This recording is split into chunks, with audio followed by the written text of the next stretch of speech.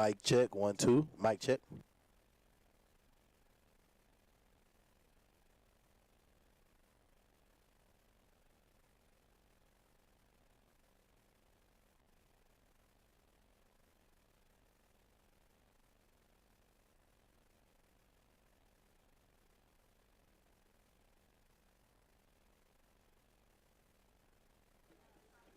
Check 1, check 2.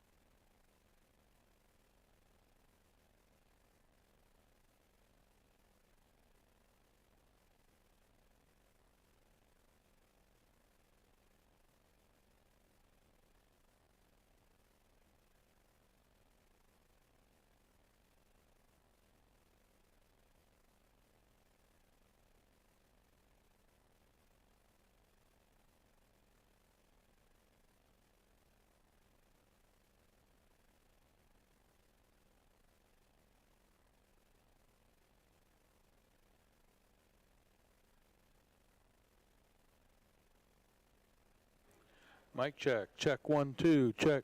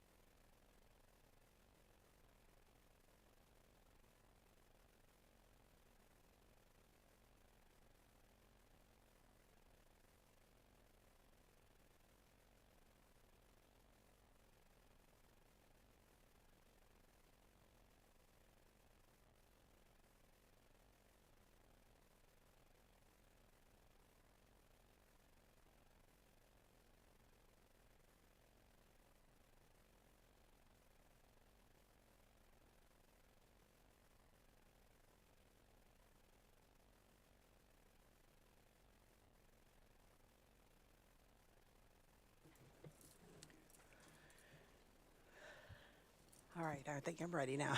Good evening, ladies and gentlemen. We're now ready to call our board, board meeting to order. Let me get the correct time.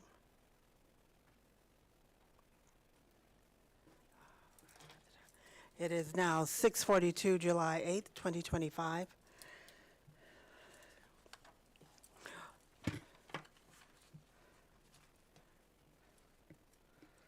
Hold on a second.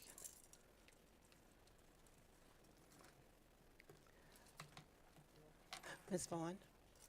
Ms. Vaughn, roll call to establish a quorum. Ms. Foster, Yes. Mr. Conover, Yes. Mr. Hikes, Yes. Ms. Jones, Here. Mr. Marston, Present. Ms. Hubbard, Here. Dr. Collins Adams. Here. We have a quorum.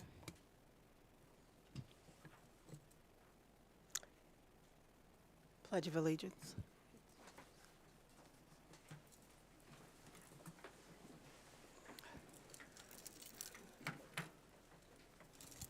I pledge allegiance to the flag of the United States of America and to the republic for which it stands, one nation, under God, indivisible, with liberty and justice for all.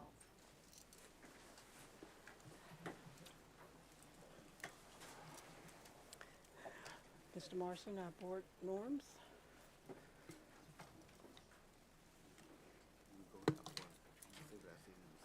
All right. Our norms for the board. Decision-making, we believe our first priority and greatest concern is the educational welfare of all students in St. Louis Public Schools. We align decisions, discussions, superintendent evaluations, district partnerships, budget allocations, et cetera, to the current transformation plan.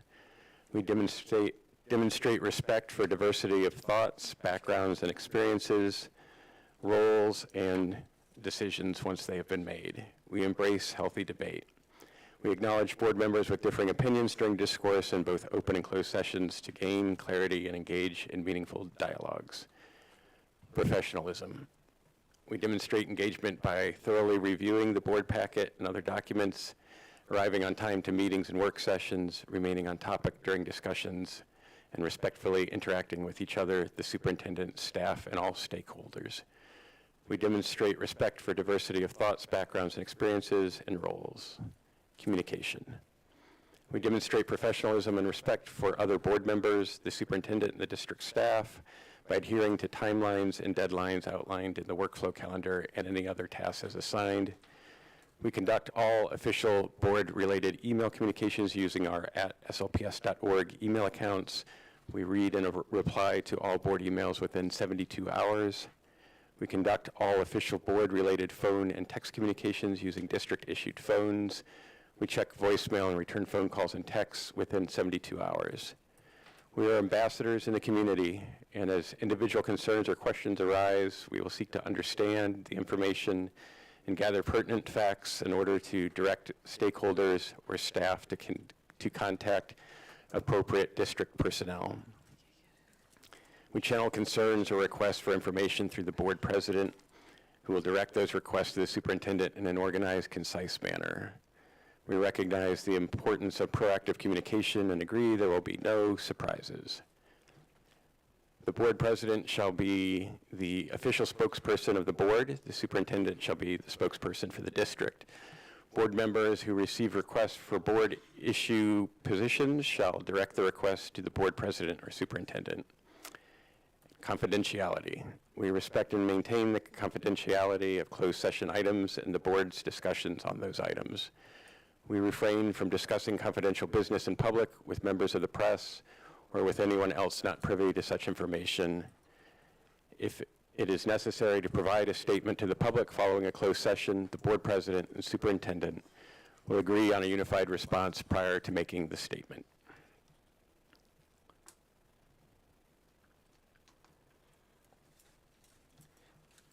All right. I move to approve the agenda for this open session. Second. Discussion. Ms. Vaughn. Ms. Foster, Yes. Mr. Conover, Yes. Mr. Hikes, Yes. Ms. Jones? Yes. Mr. Marston? Yes. Ms. Hubbard? Yes. Dr. Collins Adams? Yes. Motion approved. We need a motion to approve the draft minutes for the previous meeting. I move to approve the draft minutes from our June 24th, 2025 work session. Second. Discussion. Jinx. Ms. Vaughn? Ms. Foster? Yes. Mr. Conover? Yes. Mr. Hikes? Yes. Ms. Jones? Yes. Mr. Marston? Yes. Ms. Hubbard? Yes. Dr. Collins Adams? Yes. Motion approved. Thank you, Ms. Vaughn. We move to the spirit of excellence.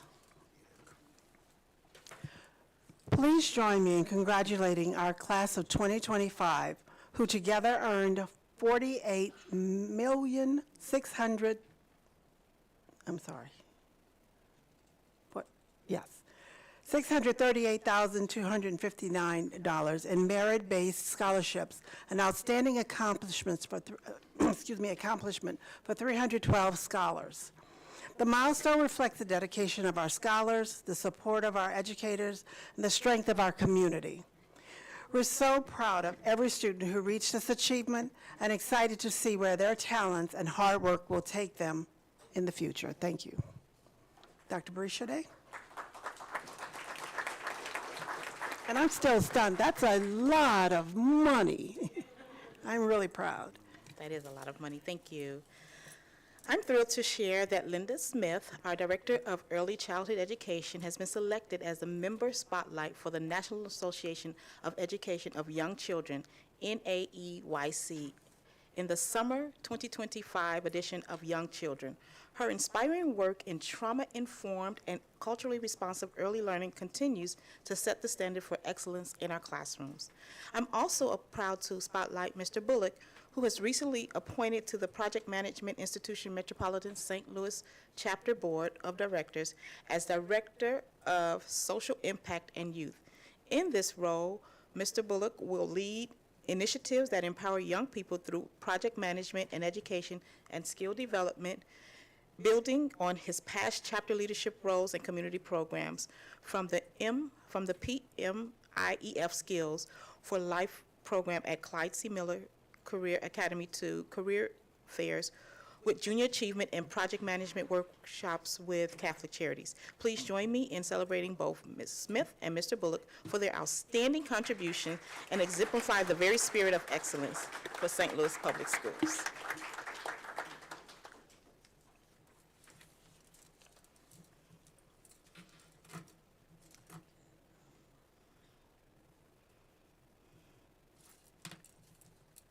Now for our reports from the Superintendent, Dr. Barishade, and the members of the Cabinet.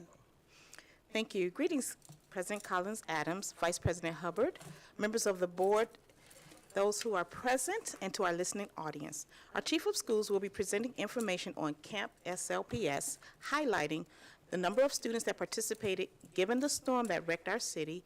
We anticipated 5,000 students, and with the tornado, we served approximately 3,800.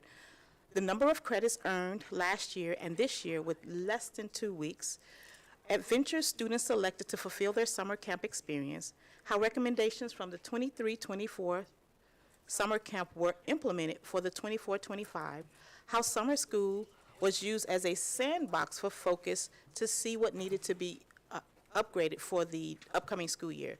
Tonight, we will also hear from our cyberspace teacher from Clyde C. Miller, who will show us a video that was created to showcase all of the work that was done this summer. Because Clyde C. Miller was the only school that hosted cyberspace, students from all of the high schools participated. You will get to hear from 2 students tonight who attend Clyde C. Miller, and they will share their experiences. Chief of Schools, Dr. Dino.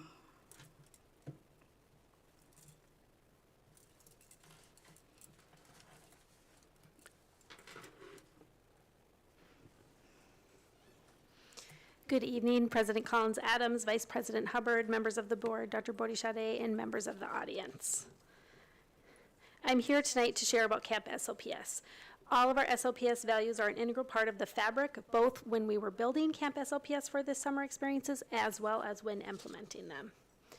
Each lesson, choose your own adventure session, and activities supported all of our student success goals.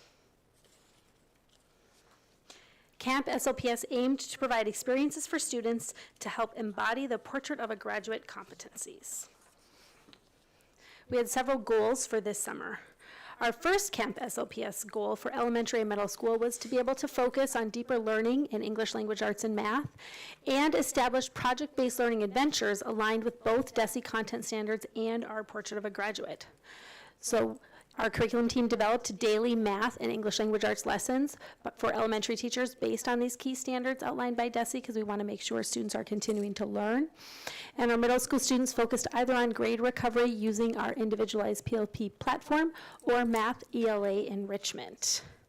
As you can see here, our Choose Your Own Adventures, each student participated in 2 Choose Your Own Adventures during our 4-week session. Each student had 2 two-week sessions, and each session was aligned with Portrait of a Graduate competency, and every student had an opportunity to take part in at least one field trip with their Camp SLPS adventure. Unfortunately, during the last week of camp, as you may remember, we were under the heat advisory, and so it was not recommended for some of our outdoor field trips to take place when it was too hot for kids. Our second goal at the high school level was to enhance secondary course options, expand our election offerings, and offer credit recovery and CTE pathways for students. This summer, our students took 1,718 courses, leading to a total of 944 credits. They completed, of those courses, 1,548 were semester-long courses and 170 were full-year courses. As Dr. Borchade shared, even though Camp SLPS was 2 weeks shorter this year, we earned 944 credits. Our students earned 944 credits versus 957 last year, so pretty close. On this slide, you can see in which areas students earned credits in their core classes. On the left, you'll see the semester coursework, how many credits, and on the right, you'll see year-long courses. So students took both year-long and semester courses during this time. Using the school's PLP platform, students were able to go as far as they were interested and had time and were really looking forward to those credits. This slide here shows you different expanded electives and CTE credits. You can see also again, the light blue bars on the left are their semester coursework, and the dark blue bars on the right are year-long courses. And finally, we had 15 seniors graduate at the end of Camp SLPS this summer, and you can see which high schools they were represented here. We are really proud that our students are able to make it over the finish line at the end of the summer, and so that they then can reach for their dreams. For all grade levels, part of our goal was to evaluate the feedback and recommendations from summer 2024. One of the things that was recommended last year was to begin hiring staff and doing student registration earlier. So we coordinated the hiring process starting in January with all of our departments, and registration opened really early in February versus April last year.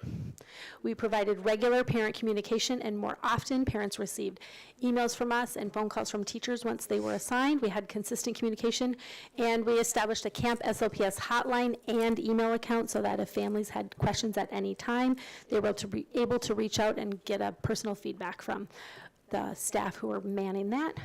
And our 4-week session allowed 1 session for students and staff.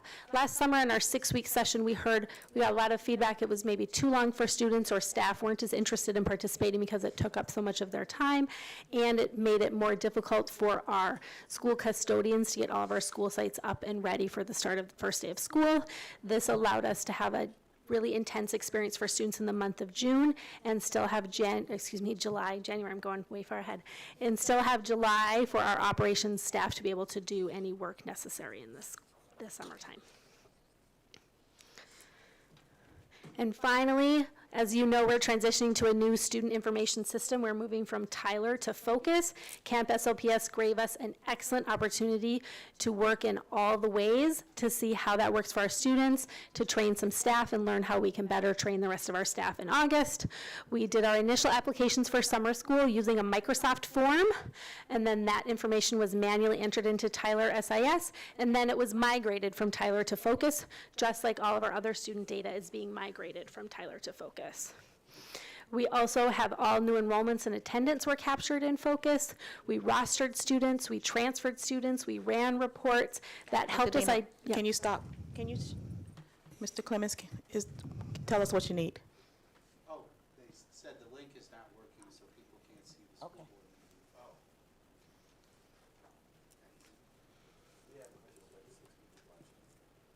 Okay.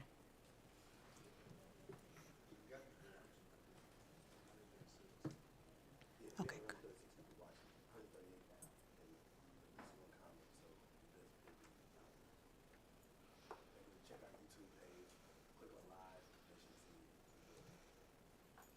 Okay, just want to make sure. Thank you. So all the things that our teachers and staff are going to have to do when we come back on August 18th, we got to practice every single one of them in summer school, and we still have time in which to make any adjustments that were needed and to improve the training that we'll be offering our teachers when they return in August. And finally, we used our focus reports to call families to see if they were impacted by the May 16th tornado, and we're able to offer more online coursework through Schools PLP to families who are interested in that. Some of our highlights and successes, we had 3,870 students enrolled at 17 different sites. As we've talked about before, students in pre-K through 8 chose 2 adventures that were project-based learning, and they got to participate in field trips. Every elementary site offered extended day services until 5 p.m. with well-designed partner-based programming, and at nearly every site, nearly every slot was filled. So this was definitely something that our families appreciated having as part of Camp SLPS and took advantage of each day. All high school students attended 2 sites this year, Clyde C. Miller and Roosevelt, and all middle schoolers attended Carr Lane VPA. We learned from last year that we would centralize where our secondary students were attending because we tended to have maybe less enrollment and we could keep more students closer together.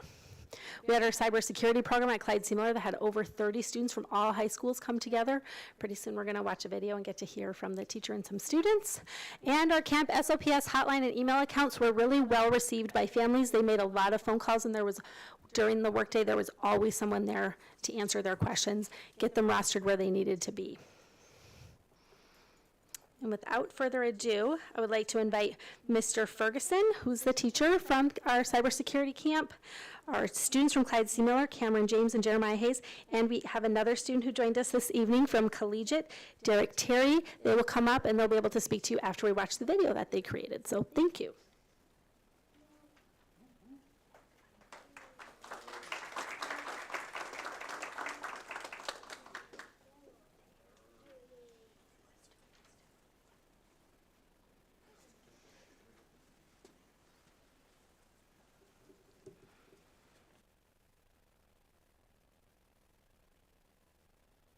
IT and Cybersecurity Academy.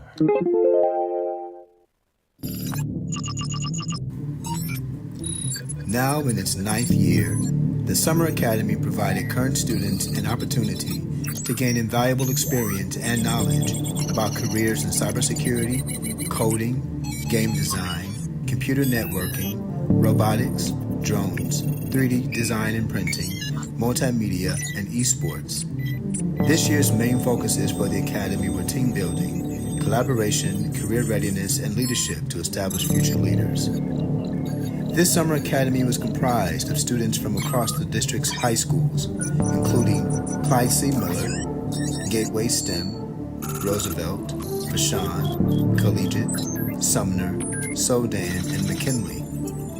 Camp activities included Capture the Flag, soft skills and career planning, presenting or public speaking, and the students took field trips that went skating, went to the movies, had team building retreats, customized calculator competitions, and internship sites. The goal was to build several cohorts of students that would be able to demonstrate that they benefited from the academy by competing in national and local competitions throughout the year with advancements in higher competition rounds. Also, the students gained knowledge as well as taking certification exams for different skilled industries. But most of all, they had fun.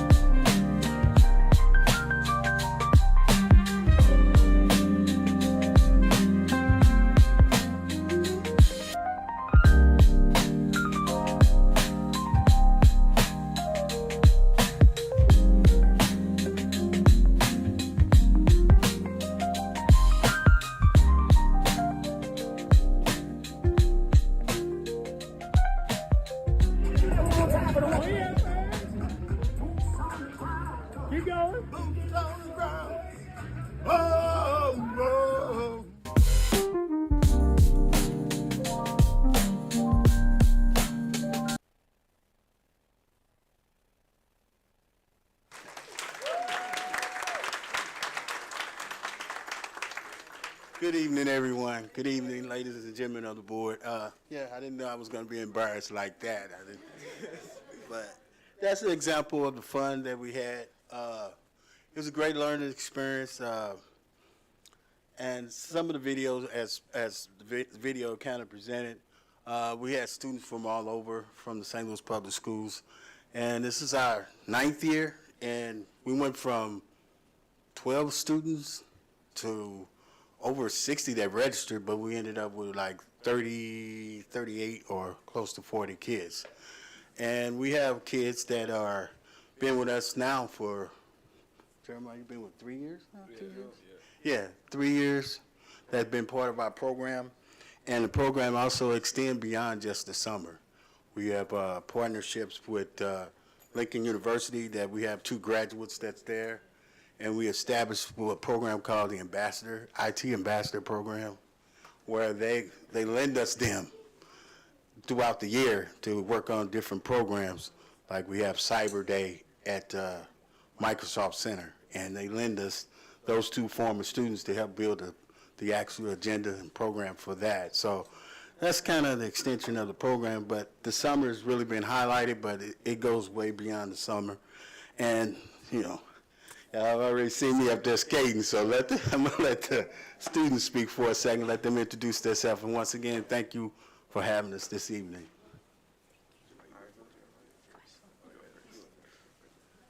Good evening to the ladies and gentlemen, the board and staff. My name is Jeremiah Hayes, and during the summer academy, I worked mostly at my internship site, which was at Good Journey. It was a garden. It was a garden area where we taught kids about flying drones and helped them with photo photography and taking and capturing pictures with the drones. I had other job experiences throughout my 3 years during the program. I remember the time when we were at the VA helping. Veterans Hospital, right across the street from Clyde C. Miller. We were field techs, yeah.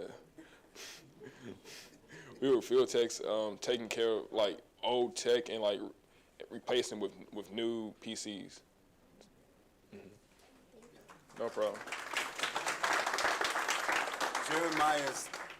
Jeremiah's also the valedictorian this year.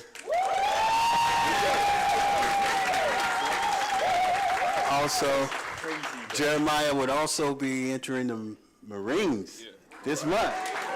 So I'm excited to have him. And this is his third year with him. I get rid of him. All right. Good evening. My name is Cameron James, and I attended the IT Summer Academy. And what I liked the most, this is my first year doing it. I couldn't do sites because it's my first year doing it. I had to learn and all that. But my favorite things about it was I like to do esports and 3D printing because I like to do things on computer. I like to do games. I like to do design stuff and all type of things. It was pretty cool because I got to meet new people that like to do the same thing as me, and it's pretty good. And another thing I liked was we did before the summer academy ended, we did a calculator project. And it was different categories. We had esports, sports, and what's that? Esports, 4th of July.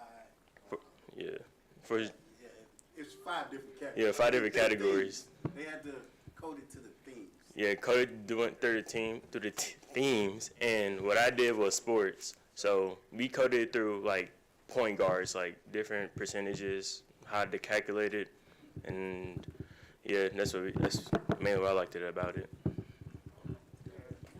Thank you, Jeremiah. How y'all doing, everybody? My name is Derek. I've been with the IT program for 3 years. Me and Jeremiah always end up at the same job site for some reason.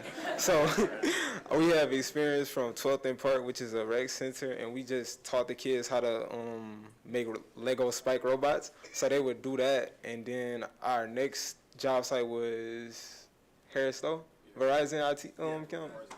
Yeah, it was Harris-Stowe Verizon camp, where we also did a little bit of the same thing.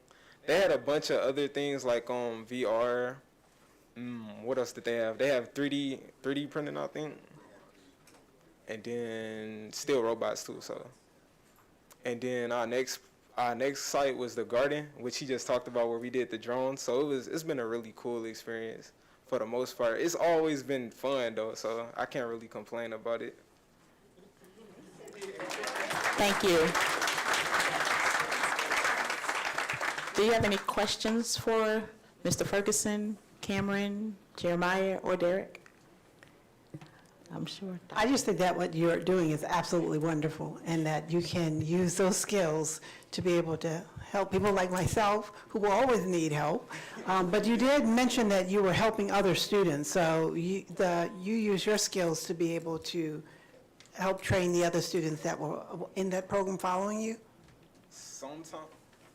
Sometimes we would help other students, but that would be when we're mainly at the school. But other than that, we'd just be helping the people at the camps and stuff like that. So the kids at the camp. So it'd be a variety of ages, like, but they're usually younger kids that we'll be helping, like 6th grade, 8th grade, somewhere Wow, around that's there. amazing. Thank you. Ms. Jones?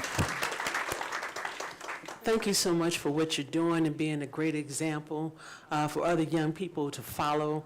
I attended a lot of graduations over the years, and I've always wanted to see this part that you guys are doing right here, because I felt like the colleges and university, that's great, that's wonderful, but the trades, the drone, the esports, and those things, those are what the young people are looking for as well, and they're making money.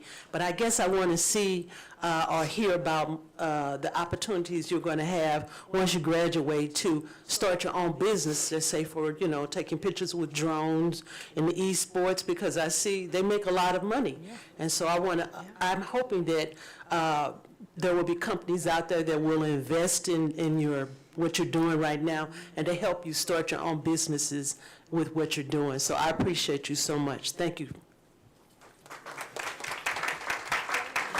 Mr. Marston? Yes, hello. Can I address? Yes, sir. We have community partners that help sponsor some of the things we do. Ameren is one of our biggest partners. They helped us out quite a bit.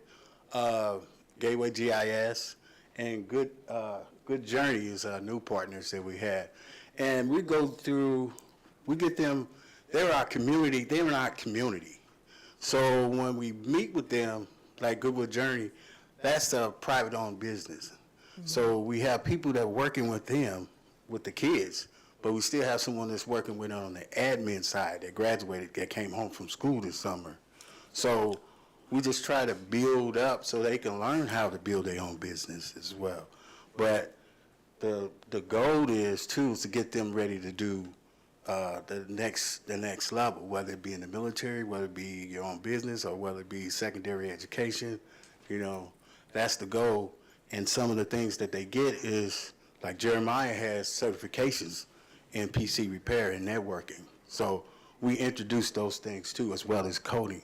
And we really speak about those certifications. So it was kind of, I had to take a second. I thank you so much for that, and I'm really hoping that you get more, people get to see what you're doing more, because, I mean, I'm on social media as well, and I like to see them. I like to see their faces. I like to see what they're doing. I like to see them flying drones, and I want to hear what school they're going to, that kind of thing, because I think you guys need to be, there needs to be a bigger focus on what you're doing. I want to see that, and I'm sure a lot of other people. And if I still was young and had my children were there, I would want to push them toward what some of these young people are doing right here. Okay. Well, that was a new component that we put on this year, was multimedia. The video that you saw was produced by that multimedia class. So the goal was to put that there so that we could start doing those things as well, and highlight the things like career readiness, in which we get them to do public speaking and different things. So that's where we headed. Thank you. Mr. Marston? Yeah, I've worked in IT for more than 25 years, so if any of y'all ever want to hit me up and we can, if you have any questions, you want to get some advice or some insight about what it's like, I'm on the SLPS.org website. You can look me up and get in touch with me. But my question is, for the students, did you feel safe at Camp SLPS at Clyde C. Miller? And did you see any fights or anything like that? No. Okay. Thank you. I have one question for the lead teacher. You said you went from 12, and then you had 60 that actually applied, but you had 30-some-odd students that participated. Are you prepared to watch your program grow even larger than that next year? I hope and so. Larger? I hope so. It will. I'm planning for it to get bigger. I'm going to send one of my kids there. Yeah, well, come on. Send them on. Hey. Perfect for him. Yeah, I welcome him. I just wanted to say how proud I am of all of you and all the students who didn't come, but who did so much hard work. And I'm really thankful for your program. Thank you. Yeah. Thank you. Thank you so much. Thank you, Mr. Wonderful. Ferguson. Thank you, Dr. Dino. Thank you. Dr. Dino?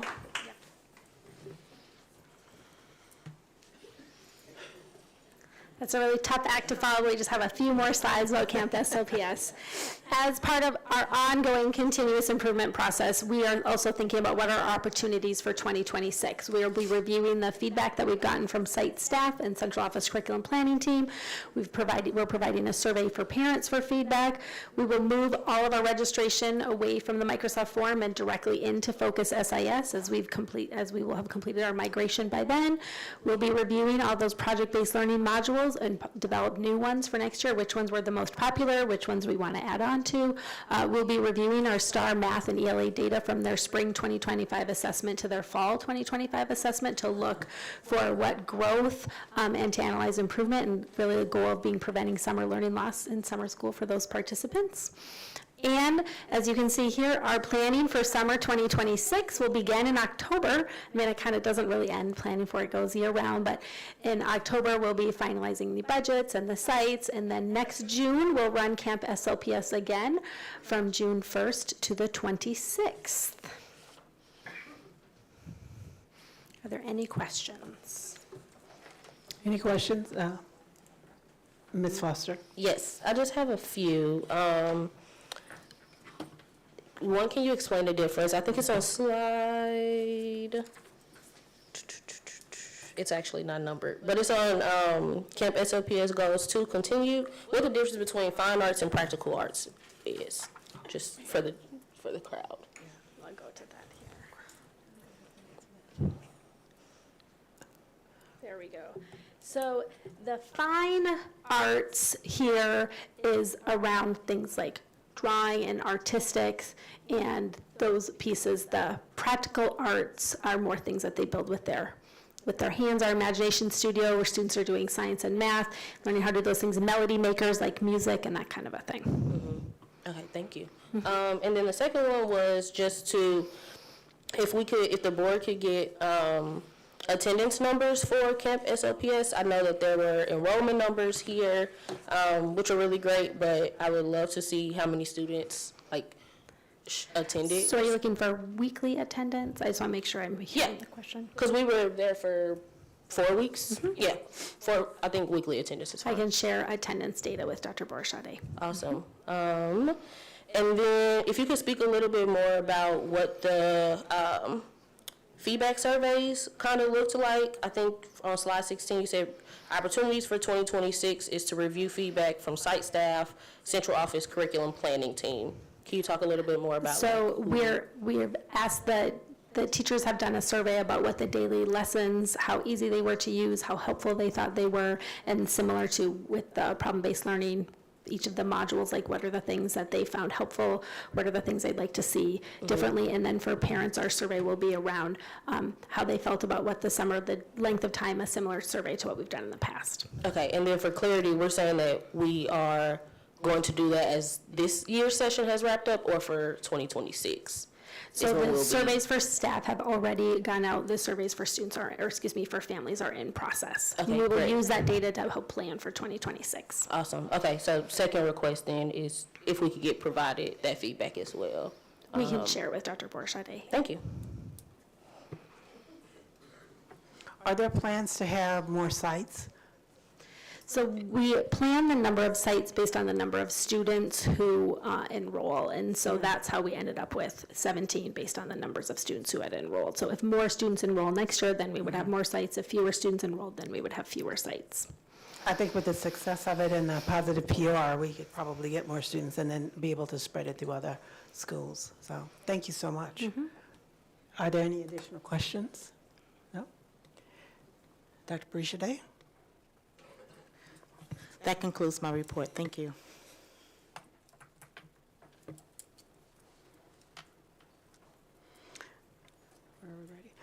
We now move to our public comment section.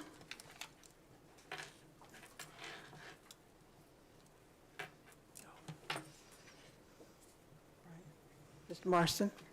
Yeah, I'm just going to go through the rules of the road here real fast. Let's see, out of respect for our board members and their mission to conduct district business, we will continue to enforce guidelines for public comments. They are as follows. Citizens interested in commenting will sign in on the iPad between 6 and 6:30 p.m. before the board meeting. Do not hand documents directly to board members. Give them to the secretary at the far left of the dais. I learned how to say dais this time. I'm learning. Commenters may take an available seat in the room, up to 20. We've got a full house here tonight. Public comments will occur not at the end of each board meeting, but right now, because we've moved them up in the agenda. Information can be submitted to the board in writing. Each commenter will have up to 3 minutes to address the board. Each commenter must remain respectful and refrain from speaking derogatorily about anyone. Do not use names. All comments will be allotted 30 minutes. If you were not called to speak, you may submit your information in writing or return to the next scheduled board meeting with a priority number. And only one individual or group should speak to the same point on one topic. Thank you, Mr. Morrison. If we could be, thank you. Good evening. Protocol having been established, we will first have Byron Clemens with AFT.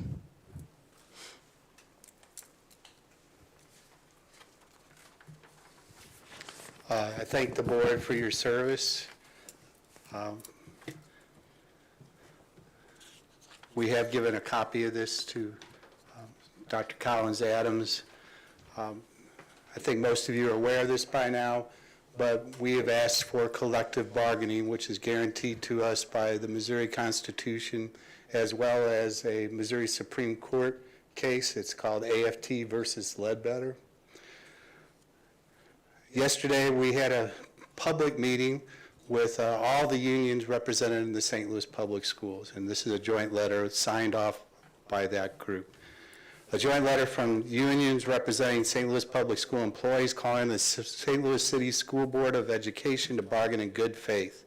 We, the following unions, representing a clear majority of employees working for the St. Louis Public Schools, including principals, teachers, nurses, custodians, skilled tradespeople, safety officers, bus drivers, both certificated and non-certificated staff. St. Louis is a union city, and the Missouri Constitution, as well as our agreement, guarantees the right of collective bargaining. We stand ready to bargain in good faith and suggest the district leadership follow the directive of the elected school board that was in the working session. Signed by the Administrators Association of St. Louis Public Schools, that's Local 44. They represent the principals and assistant principals. The American Federation of Teachers, Local 420, teachers, certificated staff, and non-certificated staff, safety officers, and skilled trades. The Laborers Union, Local 42, the custodial staff. The SEIU number 1, the private vendor food service workers. The Missouri National Education Association, representing the nurses. Although that is not our union, we advocate for having registered nurses in every school. This statement is intended to make clear to parents, the district, the public, and taxpayers our position representing SLPS employees. Our members and our unions are focused on the safe opening of the district in the next school year. Our collective mission, our job one, is to provide a safe and healthy learning environment for the children of the city of St. Louis and district employees. We pledge to do our best to work together for the good of the district, parents, caregivers, the children of SLPS, our members in the community. We're unified in our mission, our job number one, providing quality education, a healthy and safe environment for all the district's children. We're also committed to our professions and the health and safety of our members. That's what we do every working day. We look forward to the new school year working with the St. Louis Public Schools. The children, families, and citizens of St. Louis have faced significant trauma due to tornado damage. Any temporary reconfiguration of the district, we believe, works better with the employees' representatives having a seat at the table through the collective bargaining process. I have one more.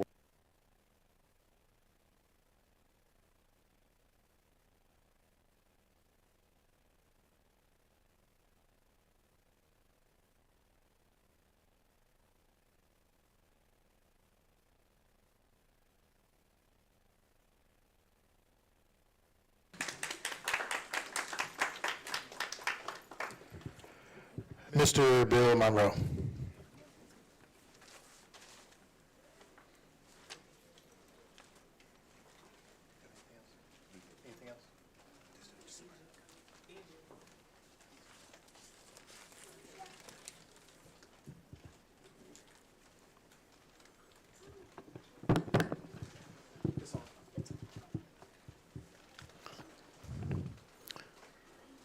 The first thing I want to say, I'm Bill Monroe, and the first thing I want to say is how proud I am of these young men who stood up. Where are they? Oh, wow. And let me say this.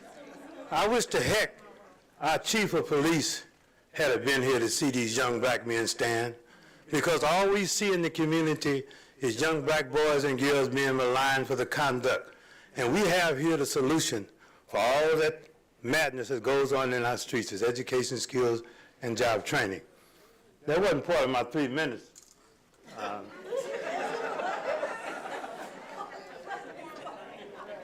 You in it now.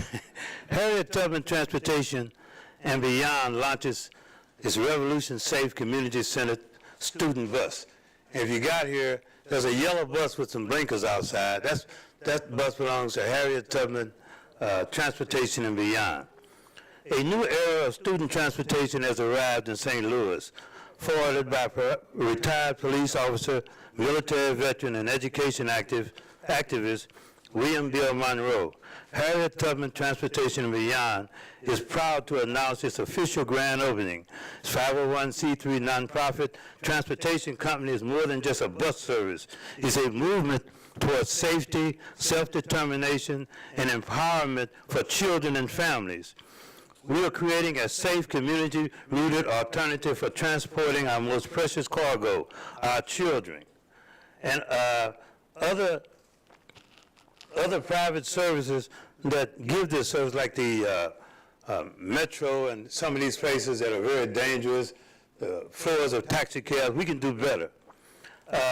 We have a fully licensed, insured, air-conditioned, GPS-connected 13-passenger minibus serving schools and youth and organizations across St. Louis or St. Louis County or whatever school that wants to hire Harriet Tubman.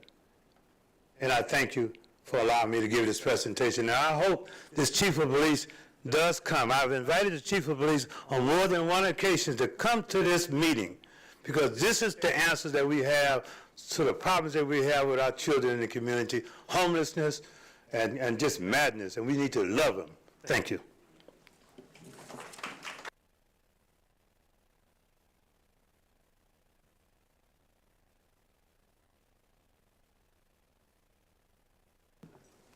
Karan Johnson.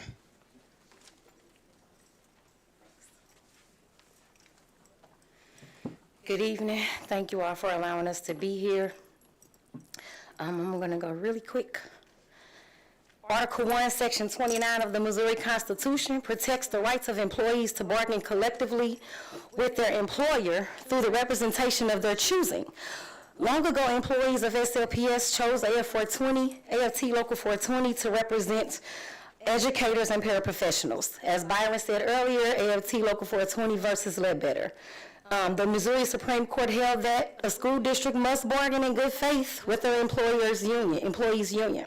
Collective bargaining is predicated on the principle that once employees choose to be represented by a union, their union and their employer are equals at the bargaining table. Nobody is better than the other. The most humble employee is the equal to any superintendent of schools and any member of the Board of Education when bargaining as a union over wages, hours, and other conditions of employment. The law of the state of Missouri, like federal labor law, demands that the process be respected. Neither party can unilaterally avoid the obligation to meet with the other in a good faith effort to reach an agreement on conditions of employment. Management may not engage in conduct that is designed to frustrate the agreement, nor may ignore the request of the union to bargain over conditions of employment that arise during the term of an agreement. that were not previously the subject of that bargaining.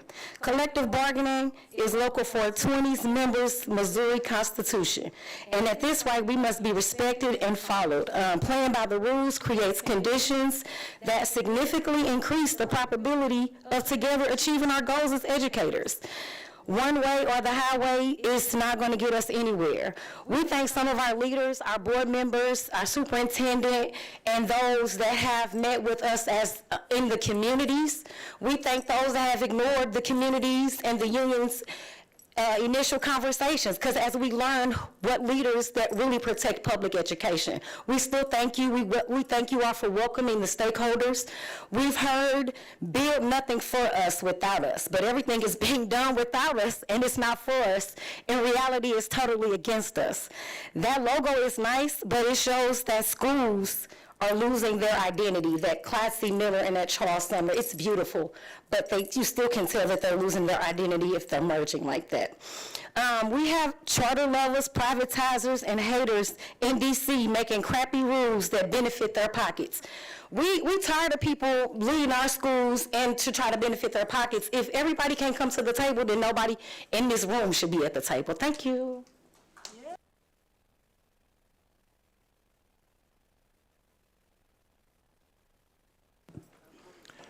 Velma Bailey.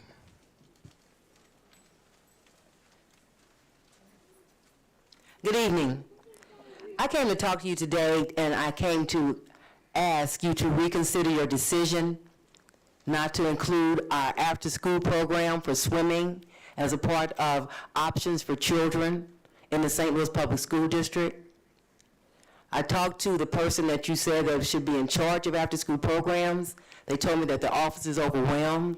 The person didn't have enough information to even make a decision about the adequate presentation of our program. I talked to another person when we were going to Jefferson City who works in that office, and they complained about being a two-person office and not having enough time or information to consider an after-school swimming program for children. So I am asking the board to assign someone to work with our program. Apparently there's a lot of information that's not clear, and maybe it's on purpose. But I like to make sure you have the information that you need to make a decision about the quality of life for the children in this district. And since January, I'm still not getting an answer. It's an after-school program. We even changed to start using district transportation to meet your qualifications. And you still have after-school programs transporting people in their own transportation. You know, you've got to have more than one set of rules to work. You maybe need to reconsider that. I don't think you should be judging our program any differently than you judge everybody else's program. And I'm proud to say we have one student that's 15 years old now. He's walking to Fairground Park to the pool. He's making $17 an hour. And believe it or not, the St. Louis Public School District used to be the lifeguard factory. They used to send children to all of these pools to work in the summers, and they had instant leadership roles. I also want to be assigned to someone in this district who will listen to me and who can understand and add clarity, because apparently we need a mediator or a buffer or something. Because I really believe that, I believe you want to help children. I just think maybe. I also wanted to get information from January till now. I asked the district to consider us having an inclement weather space, as we have in the last 2 years at Beaumont High School. And your facilities person kept moving us around, telling us they're considering this, they're talking to this person and that person, and really what they were doing is giving me the long arm, disrespecting me and the children, and not even giving us consideration. To this point, we've heard from no one. We have no food assigned to our program, and the district's been providing food for us for 5 years. And we've been in session, this is going to be our 4th week.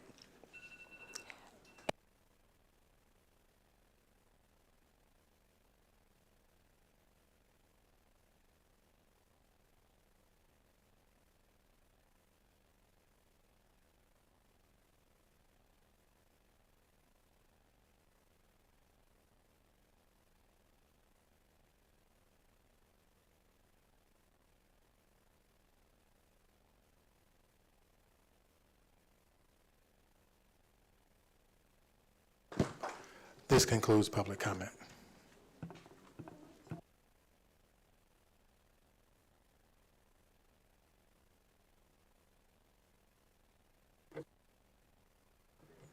Thank you.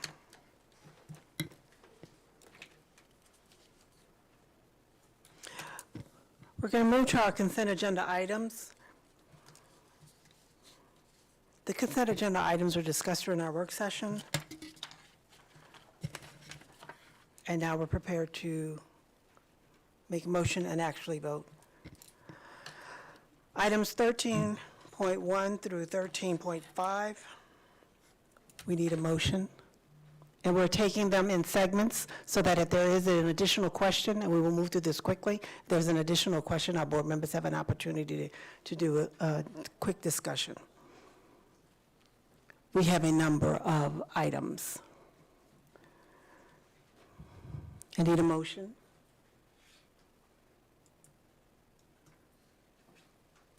So moved. I need someone to put a motion. Second, is there a second? Second. Discussion. Ms. Vaughn, 13.1.13.5. Ms. Foster? Yes. Mr. Conover? Yes. Mr. Hikes? Yes. Ms. Jones? Yes. Mr. Marston? Yes. Ms. Hubbard? Yes. Dr. Collins Adams? Yes. Motion approved. Items 13.6 through 13.11, we need a motion to approve. I move to approve items 13.6 through 13.11 on the consent agenda. Second. Discussion. Is there a reason we're going through 6 instead of 5 on this one? Pardon me? Is there a reason we're going through 6 items instead of 5 on this one?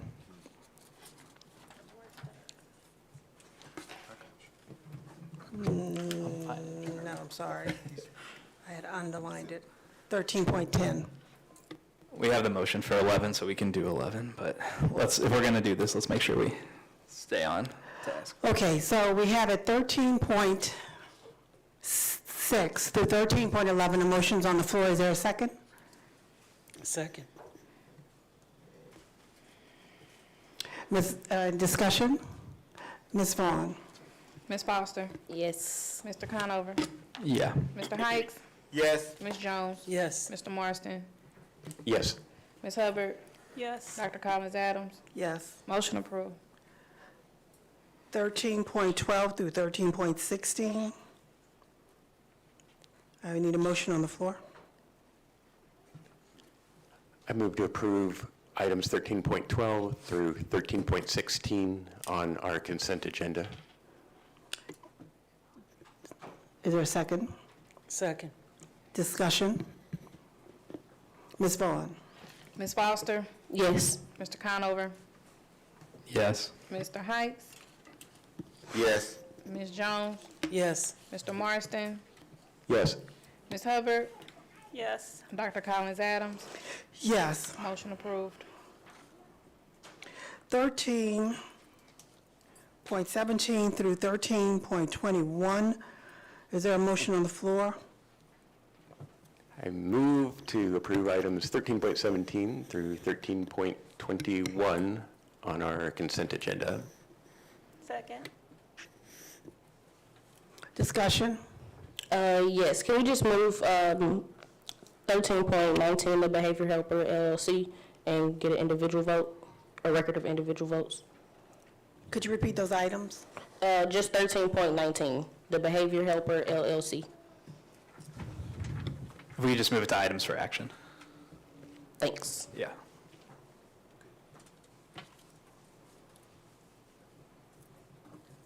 Is there a second? Second. Discussion? The vote's probably unclear. So One out. are we voting to move 1319 off the consent agenda and make it a separate item for action?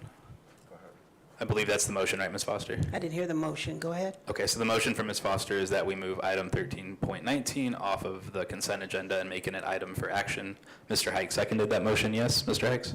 Correct. Second. Okay, so now we're voting on Don't that. we already have a motion on the floor, though? There is already a motion. Yeah, on the that floor. is a good There point. needs to We be did an have a amendment. motion on the floor before that, so Right, We so- do need to follow Robert's rules on this. But if All you right. want to pull, can you amend your? Ms. Hubbard has the floor. You had a question? I think if he amends his motion to not include 13.19, sorry, right. then we can move forward and put that one on the action. Got it. I Mr. move to Morrison. amend the motion. The new motion is to approve items 13.17, 13.18, 13.20, and 13.21 on the consent agenda. And I still second it. Discussion. Could I make, do we have 16 in there, or did we do that on the last set? I think we might have missed 16, just in case. It was on the last set. Okay. Yes. This is fun. Well, So, do we need a second? No, we need to vote. Oh, no. no, we need discussion, and then we're calling for a vote. Okay. Ms. Vaughn? Is this the vote? Yes, it is. Okay. For the amended motion. All right. Ms. Foster? Yes. Mr. Conover? I think yes. Mr. Heights? Yes. Ms. Jones? Yes. Mr. Marston? Yes. Ms. Hubbard? Yes. Dr. Collins Adams? Yes. Motion approved. Ms. Foster, make your motion again. Okay, I make a motion that we move item 13.19, the Behavioral Helper LLC, to items for action on the agenda. Seconded. Discussion? Ms. Foster? Yes. Your light was on. Yep, discussion? I'm sorry. All right, if we don't have any further discussions, Ms. Vaughn, we're going Ms. to move Foster? this. Yes. Mr. Conover? Yes. Mr. Heights? Yes. Ms. Jones? Yes. Mr. Marston? Yes. Ms. Hubbard? Yes. Dr. Collins Adams? Yes. Motion approved.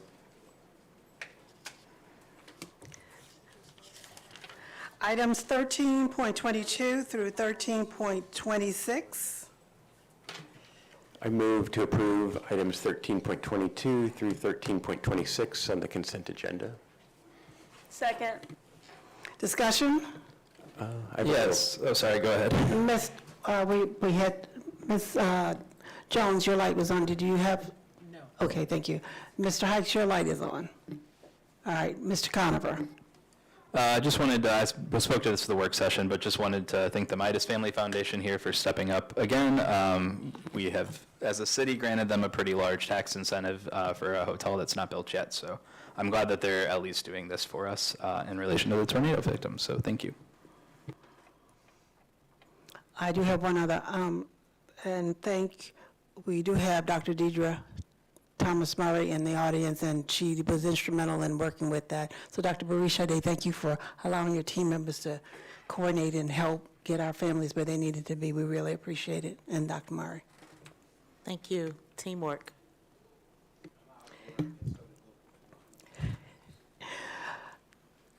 Any further discussion? Ms. Vaughn. Ms. Foster? Yes. Mr. Conover? Yes. Mr. Heights? Yes. Ms. Jones? Yes. Mr. Marston? Yes. Ms. Hubbard? Yes. Dr. Collins Adams? Yes. Motion approved.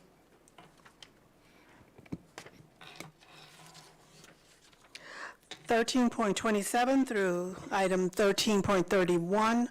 Motion on the floor, please. Move to approve items 13.27 through 13.31 on the consent agenda. Second. Discussion? Just a couple of comments. One, this probably looks very odd, so kind of just to give it some context, there are 54 items on the consent agenda, and we discussed them all thoroughly during our work session. I personally had all of my questions that I had answered then, so this is just going through and approving those things. And I think maybe for the next round, we could just do them all through the end, unless there's a particular consent agenda item somebody needs to have pulled out. Thank you, Mr. Morrison. When we tried that at the last meeting, several items were, after we approved them, then there was discussion and we had to go back to find the numbers. So for the benefit of the audience tonight, and it was my decision to be able to call out the numbers so that we can move quickly through them. And we just recently had another discussion. I think we may have a few more as we move further down. Mr. Hikes, your microphone is on, or do you have a comment? All right. Has been moved in second. Ms. Vaughn? Ms. Foster? Yes. Mr. Conover? Yeah. Mr. Hikes? Yes. Ms. Jones? Yes. Mr. Marston? Yes. Ms. Hubbard? Yes. Dr. Collins Adams? Yes. Motion approved. 13.32 through 13.37. I move to approve items 13.32 through 13.37 on our consent agenda. Second. Discussion? Ms. Vaughn? Yes, sorry. Oh, Ms. Just a little bit. Foster? Just want to say thank you and shout out to Vashon Unified Alumni for donating the washer and dryer for our students at Vashon. I got to sit in on their alumni meeting and super, super active, so I just want to thank you all on behalf of the Board of Education. I know we're approving this pretty late, but we still thank you for supporting our students. Thank you, Ms. Foster. Ms. Vaughn? Ms. Foster? Yes. Mr. Conover? Yes. Mr. Hikes? Yes. Ms. Jones? Yes. Mr. Marston? Yes. Ms. Hubbard? Yes. Dr. Collins Adams? Yes. Motion approved.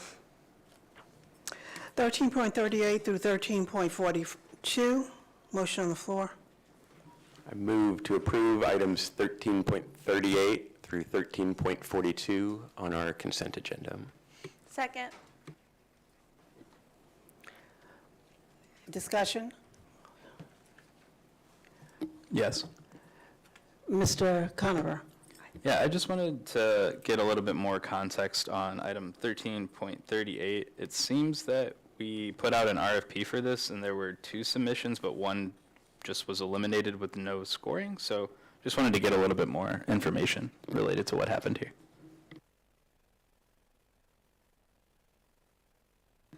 I can make sure to provide some updated information for 13.38. Okay. So does this mean that this needs to get moved to a different agenda item to get approved? Mr. Watson, would you step forward?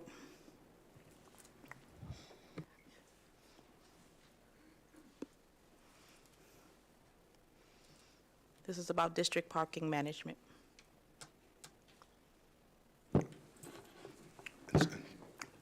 So just to clarify, the question was, there were 2 submissions. One of these proposals, or one of the submitters, did not submit in a complete bid. I'm not sure about the second part of your restatement of my question, because I don't know if they didn't submit a complete bid. I just know that they have no scoring on our summary here. So to clarify, that was because their bids that they submitted in, they actually chose to not bid in on this particular project. Oh, I see. So they submitted something but then pulled it or something like that? More or less, yes. Okay, understood. So we just got one submission for the RFP? That is correct. Okay, thank you. So we're not pulling this at all, right? We're good? Any further discussion? Ms. Vaughn? Ms. Foster? Yes. Mr. Conover? No. Mr. Hikes? Yes. Ms. Jones? No. Mr. Marston? Yes. Ms. Hubbard? Yes. Dr. Collins Adams? Yes. Motion approved. 13.43 through, let's see, we may have to pull one.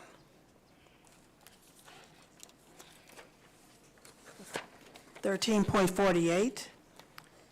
I move to approve items 13.43 through 13.48 on our consent agenda. Second. Discussion. Mr. Conover? Just for clarity, did we already do 13.43? That was included on this motion. It's on this motion, it wasn't on the last motion? Okay, great, thank you. Hard to keep track of this. Yep. Was there a question? Yes, I got it answered. Thank you. Thank you. I do have a question. The services for students that are going to Giant Steps, that is provided for the entire year? Or based on a period of time identified on the IEP? Can you speak to the item number? What number? 13.43, Giant Steps. That is for all year. All year, yes. Thank you. Any further discussion? Ms. Vaughn? Ms. Foster? Yes. Mr. Conover? Yeah. Mr. Heights? Ms. Jones? Yes. Mr. Marston? Yes. Ms. Hubbard? Yes. Dr. Collins Adams? Yes. Motion approved. 13.49 through 13.53. Could I ask to amend the motion to include the last item on the agenda so we don't have to do one item on the agenda? 13.54, I'm sorry. I move. 13.54.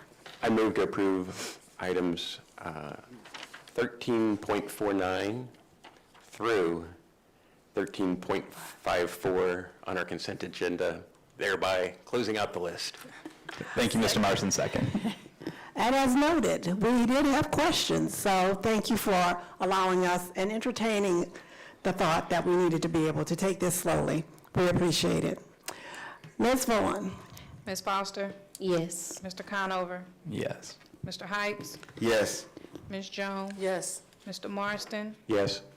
Ms. Hubbard? Yes. Dr. Collins Adams? Yes. Motion approved. Are there any other additional items for discussion? Dr. Bouchard? No?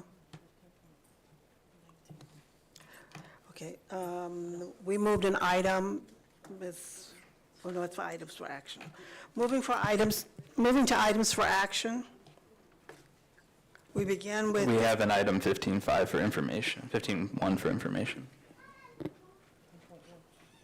Okay, got it, sorry.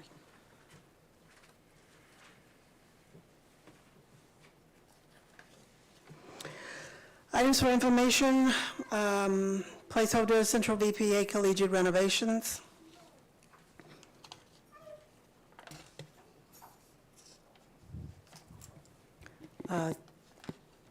Discussion? No? Is there a report, or you just want us to Dr. read Bouchard, is this? there a report? I don't know who I'm asking, honestly, but we just have an item for information here, and we're just supposed to look at it and move on? Is that the goal? Okay. All right. Yes, please. Yeah. Just for clarification, item 15.1 was moved to this section at our last meeting because we're waiting on a vendor. Okay, thank you. That's very helpful, right. thank you. All right. We're voting. Ms. Vaughn, for clarity, so we're not voting on this, right? Okay. No, ma'am. We still have not received the information from the vendor. No. All right. Item 16.1, items for action.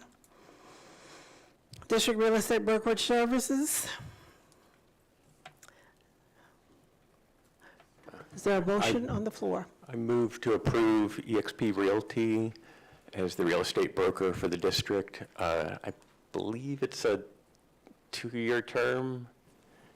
Or I think it's a 1-year term with an option to renew. For 2 years. Got it. Is there a second? Second. There's a motion and a second on the floor. Discussion? I would like to know more information about eXp Realty. I know that when it was presented back in the work session, that I was asking if the real estate committee would have them to come in and do some type of presentation, and I don't know if it occurred or not. It did. There was a real estate committee, a special real estate committee meeting during which representatives of eXp Realty came and presented to the committee. Okay, and so I mean, is there more information? Sure. This is the first time that I've Yeah, I don't, Board Member Hikes, you're the chairman of the Real Estate Committee. Do you want to kind of speak to what the discussion and the vote was? Well, we didn't vote because. We did vote. We voted just to bring it to. Bring it here. We voted to bring it here. But the information they gave us, my opinion, even though they didn't have a lot of background in schools, dealing with selling schools, they were the only ones that applied, so to speak. So we brought, we still. There were two RFPs, two responses to the RFP. We still brought them here for us, for the board to make a decision whether we wanted to use them or not. So it'd be an up or down vote. Yeah. Mr. Marston, do you want to say some more on this from your perspective? I'm happy to weigh in as another member as well. And correct me if I'm wrong, because I don't have my notes in front of me right now, but I believe at that special real estate committee meeting, there was a vote to send a recommendation to the full board as a recommendation. I think it was a clear quorum was to. Yeah, I'll just say I'm the only one who objected. Yeah, I think that's right. That's the way I remembered it. Right. Yeah. To bring them here. Yeah.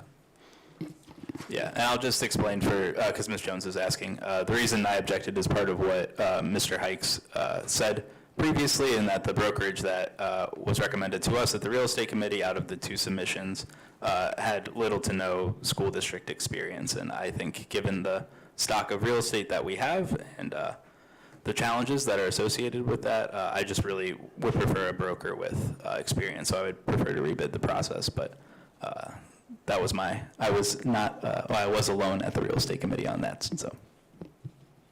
Well, my feeling on that is over the years that I've watched and also participated in the real estate committee, that the persons that we have brought in have priced our properties well below market value. And I'm very concerned because at this time, we need to have fairness when it comes down to our real estate. And I feel like we need to be getting the best person, the most experienced people in our corner right now who will look out for our best interest. And I'm sure that they have experience properly in whatever real estate deals they've done. But right now, we need somebody that knows what they're doing, because we have people who are coming at us who are vultures. And we need to have somebody that can fight back and make sure our students are going to benefit from the sale of any property. So I know I'm voting no. I'll say that I think we have around 20 vacant properties right now, and some of them have been on the market for 20 years, and it's not because the price is too low. It might not be because the price is low, but the people we've had over who are supposed to do real estate that we hired have been negligent in their creativity in the usage or how we might sell those properties. Now, if you have a piece of property, then let's use some imagination then here. Clearly, it just couldn't be just, we see a building here, maybe it's a pile of bricks, but everybody else across the country can come up with creative ways to make money off that pile of bricks, except for us. Come on now, 20 years?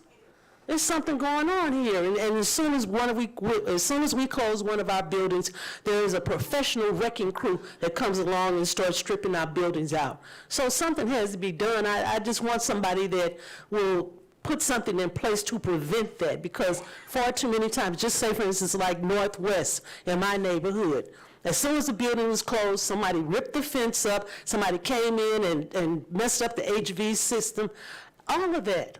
So we need somebody in real estate who can be creative and help us with our property to protect it and to get the best benefit from it. So that's what I'm thinking.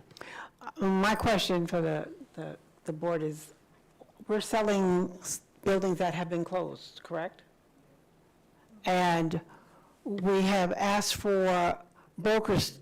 We've done our RFP. We have not had a broker in a couple of years, as I understand it. I did attend the last meeting to just as a listener. I'm not a voting member of the committee. upon selecting a broker, if they're not doing what they need to do, then we do not keep that broker. And we should have a list of criteria of how they should be able to process and move our buildings. But once those buildings have been sold, then it's out of our hands, right? Somebody needs to clarify this. Are we selling schools to become schools? Are we selling buildings to be developed by developers in neighborhoods? I don't. There's no current sales going on as far as I know. So I'm not sure if this is just a general question or a specific question. So is that the purpose of having a broker, so we can sell our buildings? Sorry, go ahead, out Mr. Mercer. There was a hold on our selling of the buildings Yeah. because of what We don't was have a broker. going on. So Yeah. we really have to be careful with the sale of our property. And so Yeah. I understand that when a building is empty, but right now we had a tornado, and we have to consider where our buildings are going to be positioned for the families that will be in our neighborhoods. Because if you just keep selling buildings, there are going to be some neighborhoods that will be without schools. Just like on my side of town, we don't have a high school across Highway 70. That's not fair. You have, the nearest high school is at Vashon. And who's walking there? No one.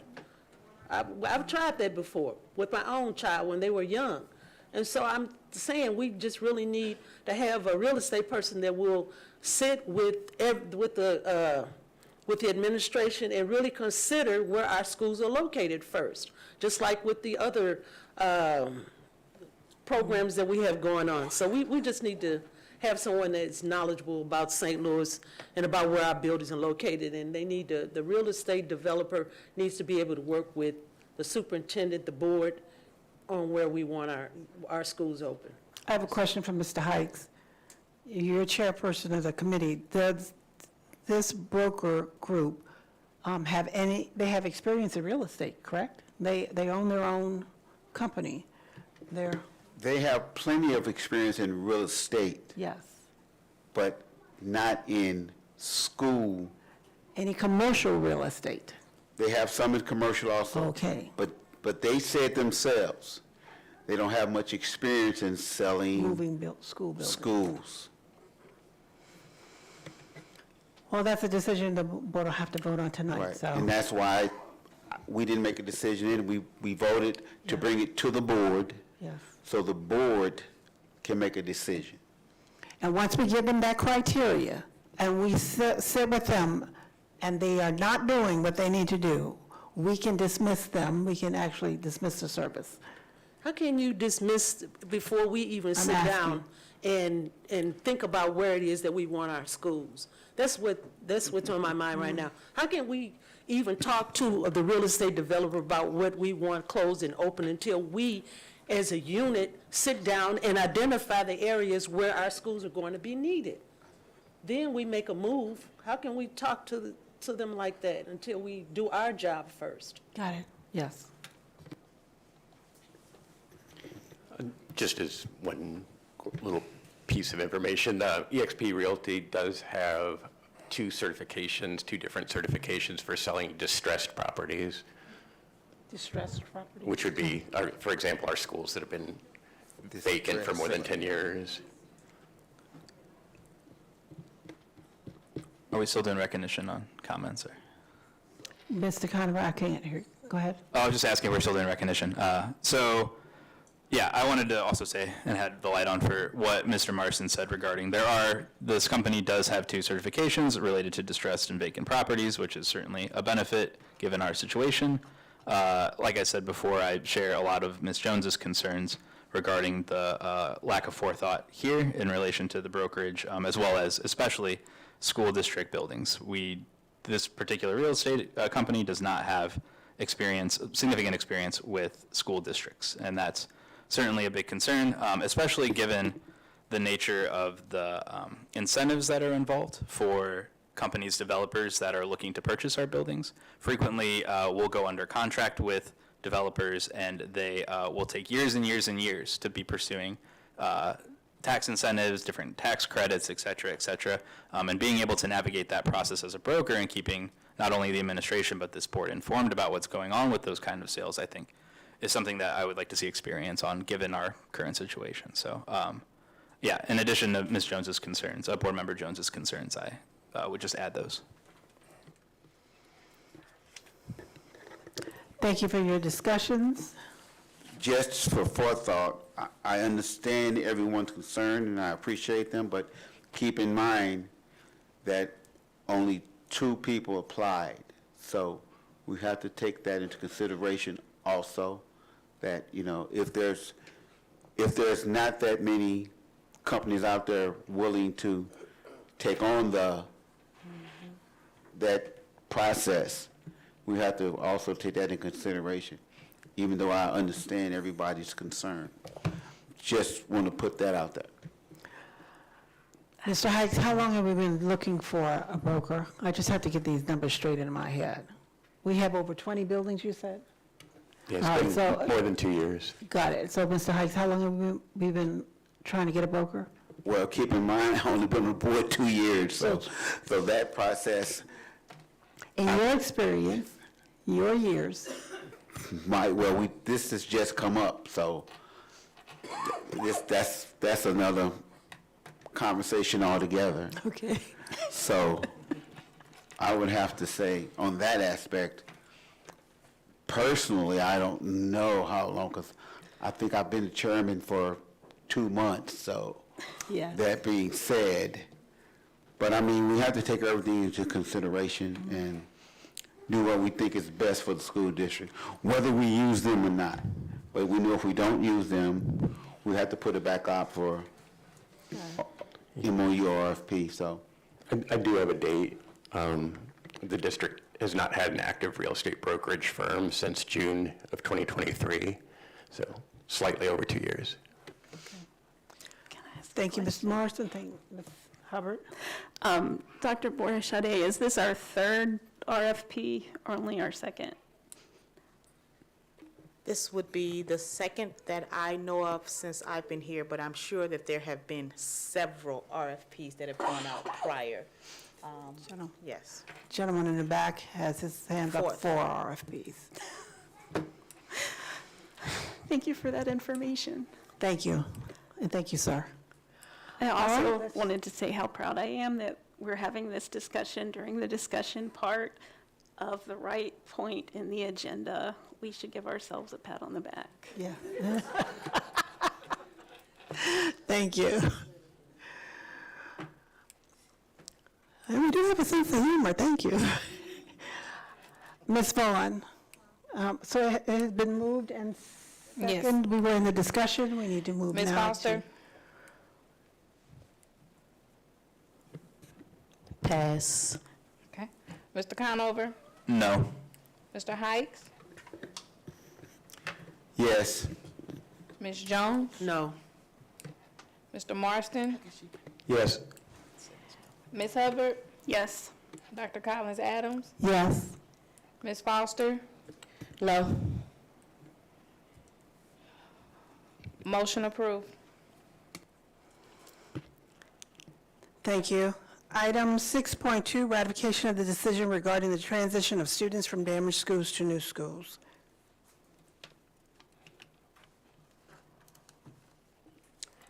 I need a motion on the floor, and then we'll have discussion.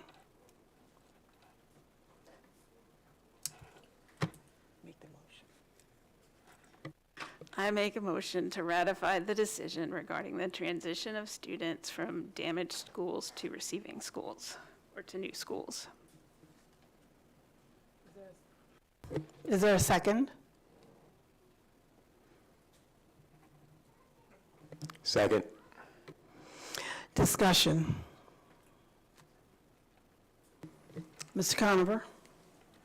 Yes, as Mr. Clemens and others mentioned from the work session in June, I think it was June 24th, but don't hold me to the date. What progress has been made on meetings with AFT? Has the superintendent, and I want to say specifically, met with AFT on this matter? And just where is the correspondence with our teachers in regard to such a big decision? Dr. Barishade?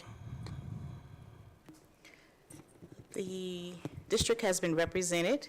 My designees did meet with Local 420 and the unions that were available to meet with them, and I can share or have them come up and share what was discussed. I think that would be great, if they're willing to do so. Mr. Clemens or somebody else?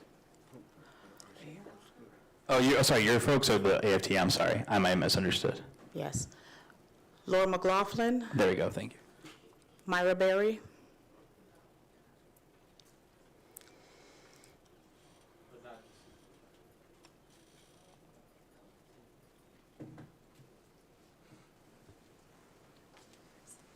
Good evening, President Collins Adams, Superintendent, and board members. We're happy to summarize our meeting yesterday that we had with AFT and the Association number 44 for the principals. What questions do you have for us? Or generally, I'll share that they shared their concerns about safety and their desire to have more voice at the table. We did talk about the things that they wanted to bring to our attention. They brought safety in one area in particular. And Dr. Berry, if you could correct me, I don't want to misspeak, but they were concerned more about the junior high and high school relocations or co-locations versus the elementary schools. They didn't give us specific examples of violence that has occurred. This summer, in fact, they distinguished the summer as having a different environment than the general academic year. And for that, they didn't want to give any support to the positives that we experienced this summer, the positive interactions. Dr. Berry, am I missing something? Good evening. So yes, there were a couple points they brought up, and I apologize, I would have brought all of my extensive notes. I have about 8 pages, we were talking. But some of the concerns, the schools specifically for Local 44 and Local 420 both are concerned about Clyde C. Miller and Sumner. They were concerned about Yateman and Gateway, and Local 44, which is our administrators union, they were concerned about Sodan and Gateway High School being together. They also talked about questions, just making sure they wanted to meet with the superintendent. They also brought up just data presentations and then some other policies that they wanted to discuss with Local 420 that we'll talk about a little later. But that was the gist of their concerns around this part of the meeting. If I could also add, we did make a commitment to bargain with them. We are looking at dates right now and topics that will be bargained, and we hope to get those topics to them, I think tomorrow or the next day, soon, shortly this week, we will have that to them. Are the school co-locations on that topic list? Bargaining, we haven't put together the list of what we will be discussing. I see. Okay. When was this meeting scheduled? We met yesterday. No, yeah, sorry, I know when the meeting was. When did it get scheduled? I asked to get scheduled last week sometime. I'd have to look at my emails of when I had several correspondence with 420. Yeah, and I'm last week, and I could have started the week before. I don't want to be misquoted. Yeah, and I certainly could have missed it, but was the board notified of this prior to the meeting? Was the board notified of our meeting? Yes, of the meeting being scheduled, yeah. I'm not aware of my responsibility to do that. Sure, okay, that's fine, thank you. Ms. Jones has some questions. I just have to say I'm pretty disappointed that the board wasn't notified. And you really have to be a citizen of St. Louis to understand what Local 420, the administrators, the teachers are saying. It's really dangerous here. And I'm very serious. Just because it was a nice, beautiful time in summer school doesn't mean a thing. The governor did not bring in, take the power away from St. Louis City just for fun. We have a lot of young people that have mental health issues that are attending our school. We have a lot of things going on, and I would really prefer that you listen, that this administration, this board listens to what Local 420, the teachers, and the people who are on the front line have to say, because it's very, very dangerous out there. It's dangerous in the classroom. Children are not like they used to be back in the day. They're not listening because they have so many other things that are going on in their life. I mean, it's different when I know you're from Chicago, she's from Seattle. It's different here in St. Louis. It's not the same. Children are not the same. And I'm very worried. I'm very worried about mixing kids together. So I'm really hoping that we really consider bringing everybody to the table. I know it's late in the day, but it's never late in the day to save a life. I appreciate your comments, Ms. Jones. I just want to clarify, I was born and raised here in St. Louis. Regardless, the neighborhoods that we're talking about are different. When you talk about North Side, we can see how devastated it was when the tornado came through. It was already devastated before the tornado even arrived. So those children are living under duress, distress everywhere. It's all over the city. I can see it in the kids' faces. They're wearing masks. They go to these middle schools. They go to high school. They're carrying guns. They're doing everything they can. They're in survival mode because we're under gentrification right now. And people act like it's not really happening. Kids are hungry, families are they're starving. A lot of things are going on. So this is serious to me. I just really hope that this administration listens to what's going on because we are in a dangerous time right now. We are.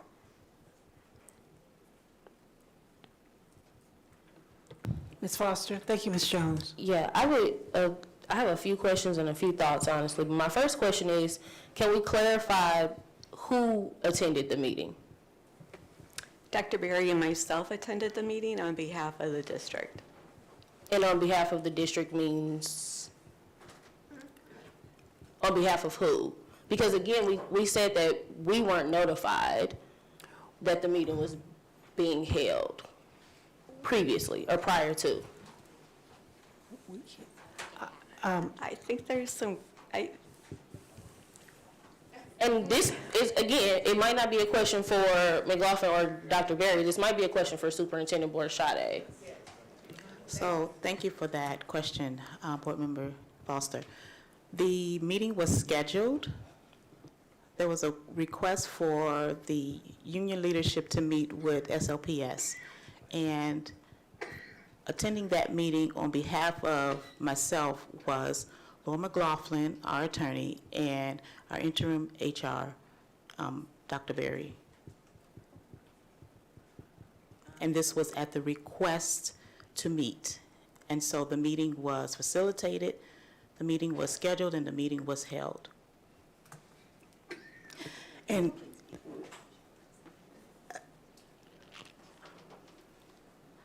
I'm going to say that it becomes extremely difficult to hear people when they are cursing at you. It becomes extremely difficult when people are yelling at you. And so to keep the conversation going, I sent Ms. McLaughlin and Dr. Berry so that there would not be a gap in what needs to happen. Can I say with all due respect that it was a one-way conversation? We were able to voice our concern. We got no response back. And Dr. Borshade knows that she's been doing it for 2 years. I never cursed at her. I can't see who has the floor. I can't, Ms. McLaughlin, can you? I can't see. Okay, so, excuse me, sir, we've already had an opportunity for public speaking, and I understand, I appreciate what you have to say, and that, is that Mr. Cunningham? And the truth is being told because my initial meeting was very disrespectful. No, and sir, so let me explain something. Board members are not at the table with the union, and the superintendent has the authority to create a designee as a part of a negotiating team when we're doing collective bargaining. So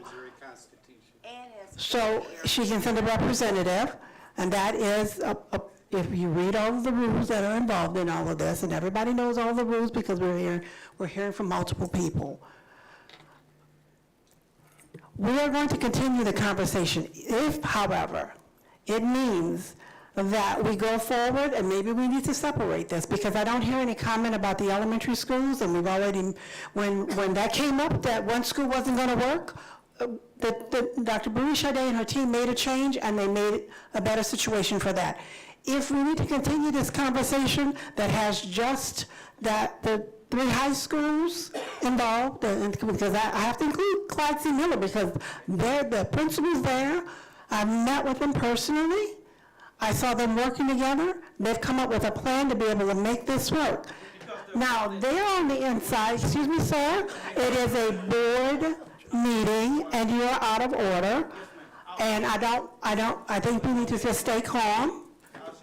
And I do respect your opinion. I do know you have a serious opinion. You will have an opportunity at some point to be able to address that. But I think we need to be, excuse me, if we need to separate this and go back to the table, then that's what we'll have to do. But we can't hold up the entire process, because we have elementary schools that need to start moving. School is going to start in less than 5 weeks, because the administrators need to be back in the building by the 1st of August.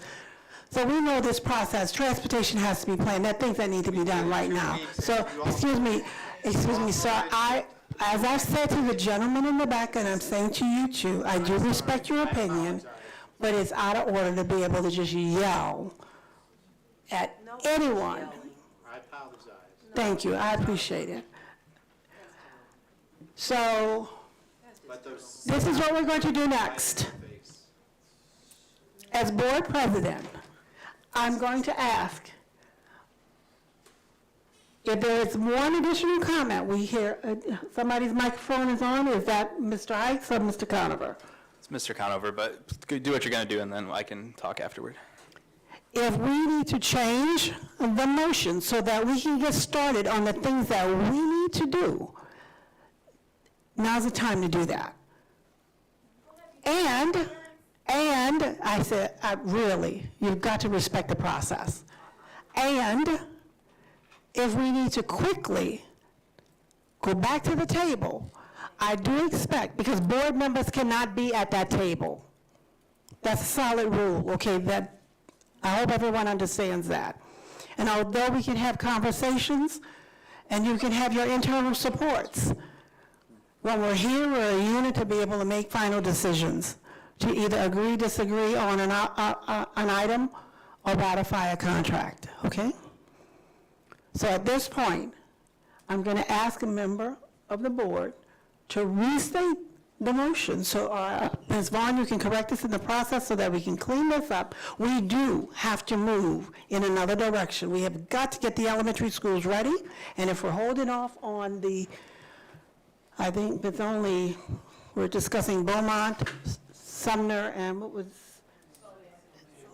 and Sylvan. And so if we have to hold off 3 of the 6 schools, then we have to do that. But we have to resolve this, and I'm giving a deadline. We have to resolve this by Friday.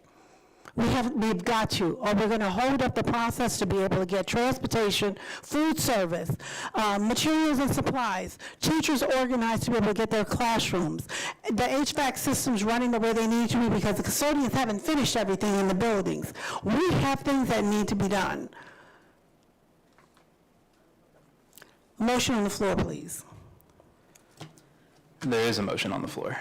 Yes. So if you want to amend it, the person's either I going would to have like to do to that. amend the motion on the floor. I said that 3 times.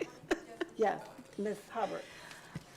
Who made the motion? I made the motion. Okay. Got it. Do you want me to read it again? Please do. Okay. I made a motion to ratify the decision regarding the transition of students from damaged schools to receiving our new schools. Is there a second? What's the amendment?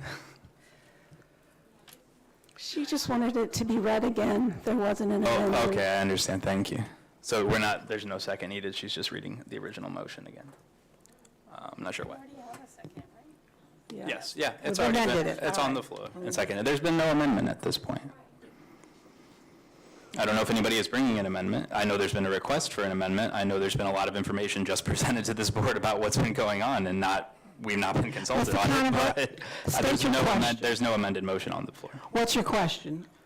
About the original motion? Well, currently my question is, is there going to be an amended motion? Okay, that's what we're trying to do. All right, let's see. All right, let's stop. All right, Ms. Hubbard was amending the motion. I don't know what you amended. The original motion is the one that's written on ratification of the decision regarding the transition of students from damaged schools to new schools. That would have included 6 schools. The amended motion would be the ratification of the decision regarding the transition of students from the following damaged schools, and we would name the schools. It's just the elementary schools.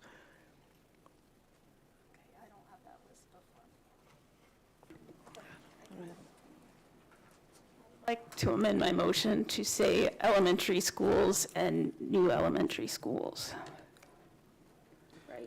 To include just the elementary schools. Can we be specific about what schools are included in this motion and where they're headed? If somebody gives me a list.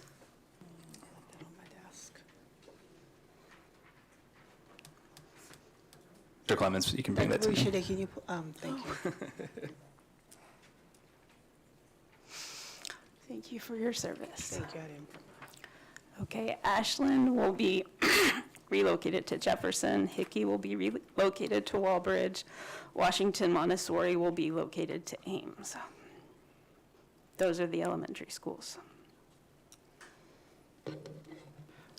Ms. Vaughn is asking for a clear statement of the amended motion. I changed it from damaged elementary schools to new elementary schools, which includes Ashland relocating to Jefferson, Hickey relocating to Walbridge, and Washington Montessori relocating to Ames.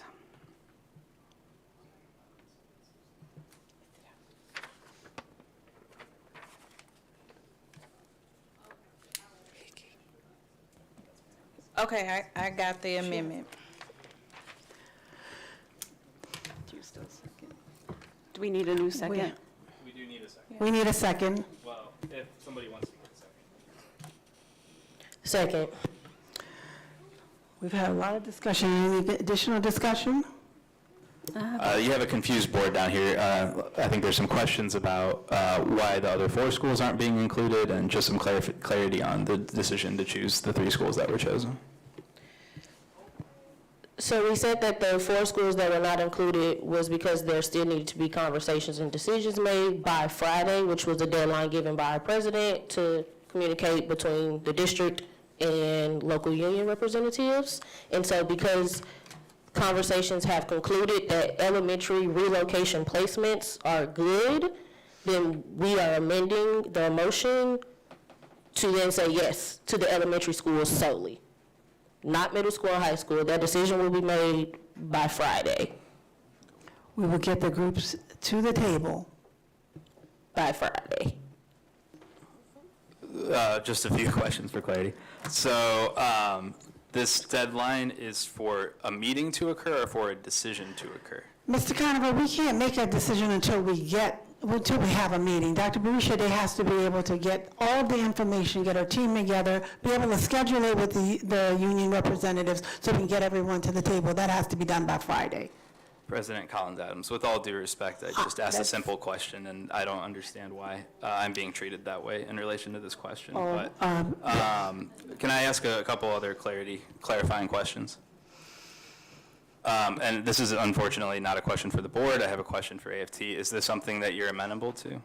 We don't ask questions of the audience to be able to do that. So now we're stepping away from what I did.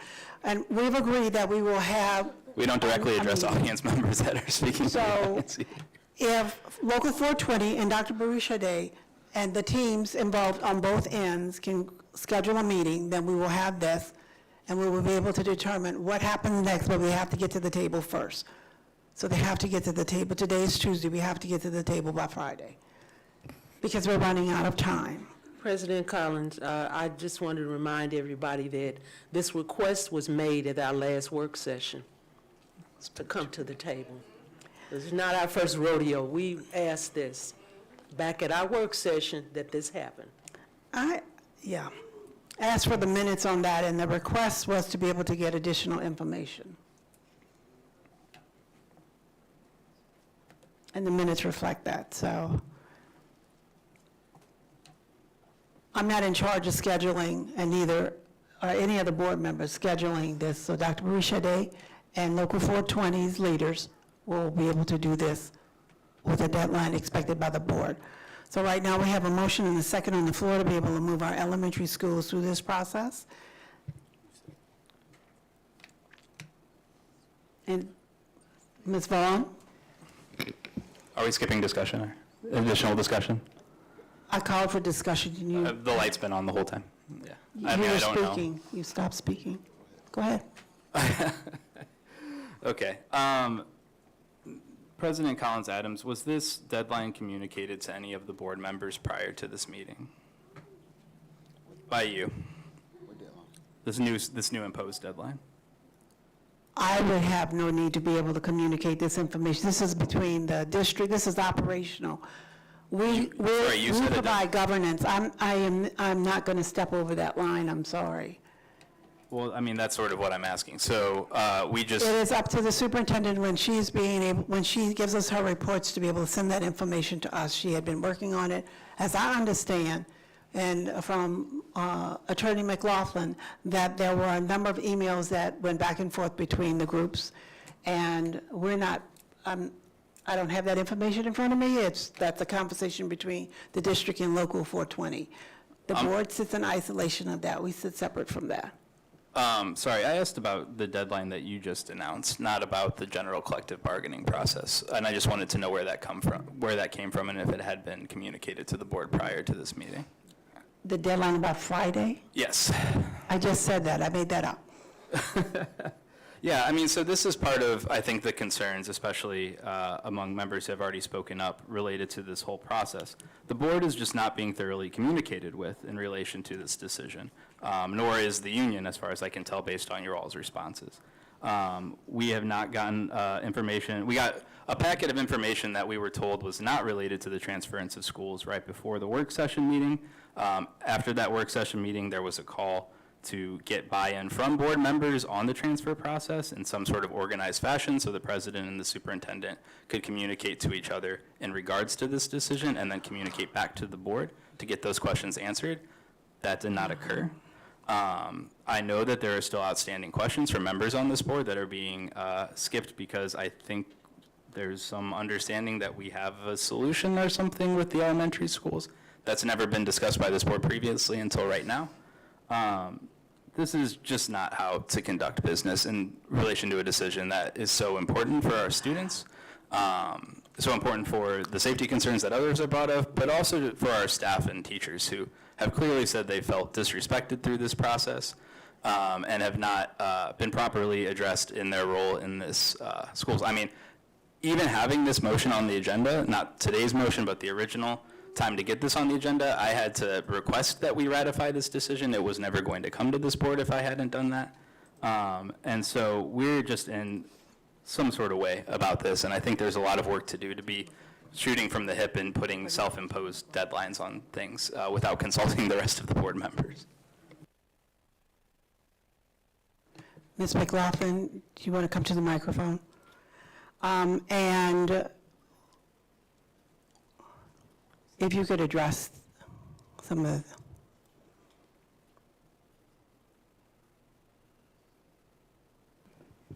I just want to alert the board that collective bargaining negotiations should be done in discussions in closed session. Yes. I realize there is a discussion about the relocation, the temporary relocation of the schools for the fall semester. That's a different topic. The topics relating to the collective bargaining agreement and our negotiations with 420 should remain in closed session. Thank you. I don't think any board members spoke directly to what happened in collective bargaining. In fact, you all were the ones who did that. So I'm confused about what's being presented to us. Thank you. Thank you, Ms. McLaughlin. Mr. Conover, will we be certain that you get, and everyone on this board will get, the additional communication as is set up between the entities that are involved? We are not discussing collective bargaining. We're not scheduling collective bargaining. what we're asking is that a conversation begin and that the units involved do what they normally do in that whole situation, okay? So,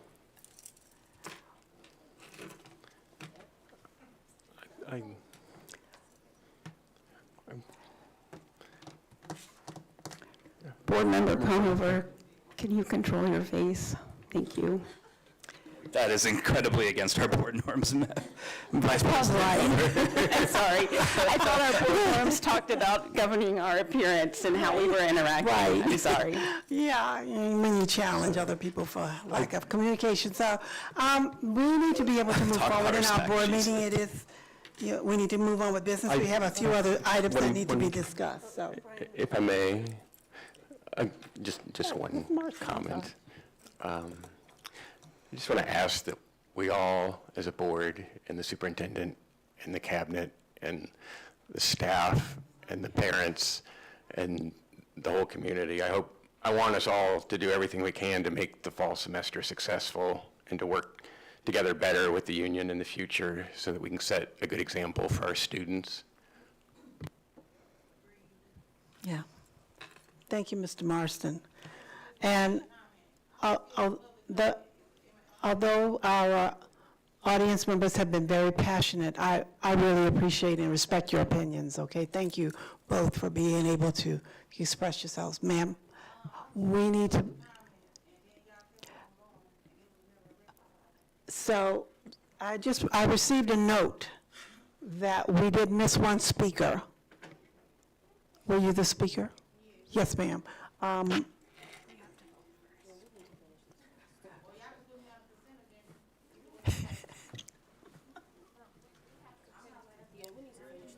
We actually missed one speaker. But we're in the middle of it. Yes. We'll call her up in just a second, yes. We did miss one. So there is a motion and a second on the floor. An amended motion and a second on the floor. Ms. Vaughn? Ms. Foster? No. Mr. Conover? No. Mr. Hikes? No. Ms. Jones? No. Mr. Marston? Yes. Ms. Hubbard? Yes. Dr. Collins Adams? Yes. Motion denied.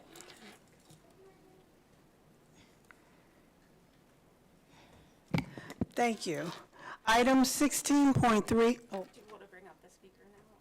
Oh, yes, before we go to our next item,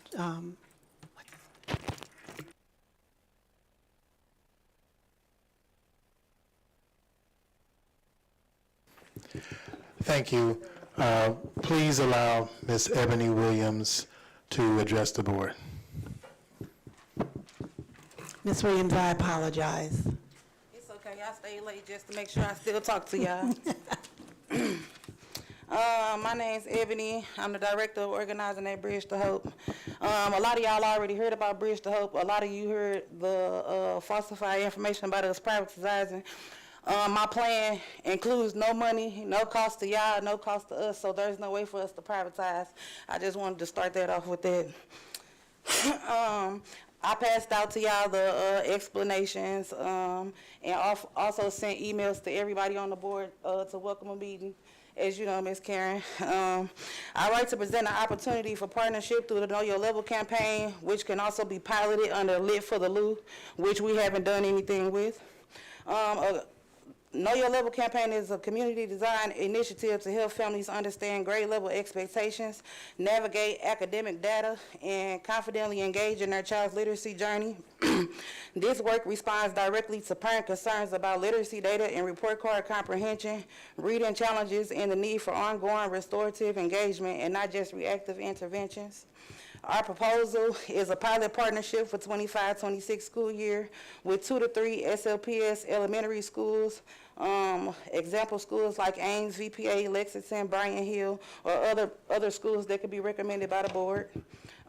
This pilot includes parent confidence coaches that could rotate throughout the schools from Monday through Friday. Know Your Level pop-up events in queue with Lit for the Loot and Literacy Family Nights. Advocacy training and support forums tailored to SLPS report cards and benchmarks. We respectfully seek the board's formal endorsement of this pilot as a strategic community-driven tool to strengthen family-school collaboration. We also request the opportunity to present a full detail presentation to the board or your academic and family engagement teams to explore alignment and next steps. By endorsing this partnership and or conjoining with the Lit for the Lou, SLPS affirms its commitment to its core beliefs of transparency, equity, and empowering families as co-educators in their children's success. We thank you for your time, leadership, and dedication to the St. Louis students and look forward to the possibility of working together. And thank y'all for taking my time. Thank you so much.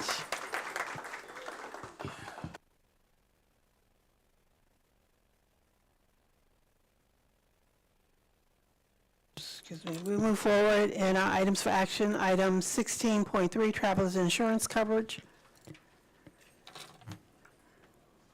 To amend the approved $3,200,000 one-year contract renewal for all risk property casualty liability insurance for the period of July 1, 25 through June 30th, 2026. So moved. Second. Discussion?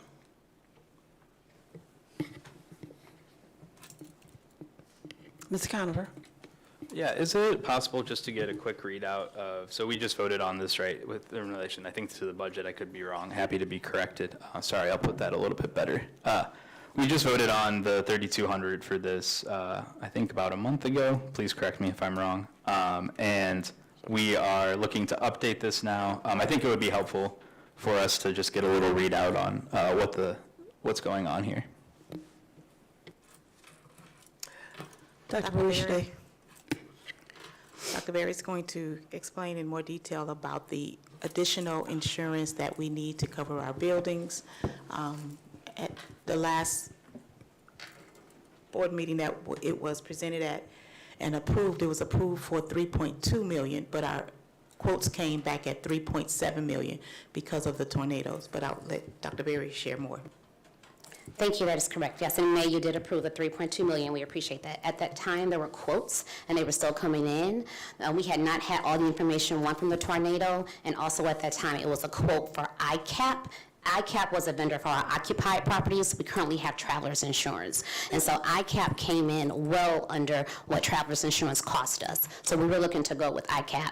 After the tornado, ICAP then came back and said, hey, we're not going to be able to support a few of your school buildings, so you'll have to get additional insurance on top of this insurance, which would take us over the amount that travelers had quoted us. So because of that, and travelers also went back and renegotiated some of their terms, giving us 105% margin, well, a 5% margin, where ICAP said, whatever the damages is, whatever happens, that's what you get. Travelers said, we understand things may happen, so we're going to also give you a 5% margin.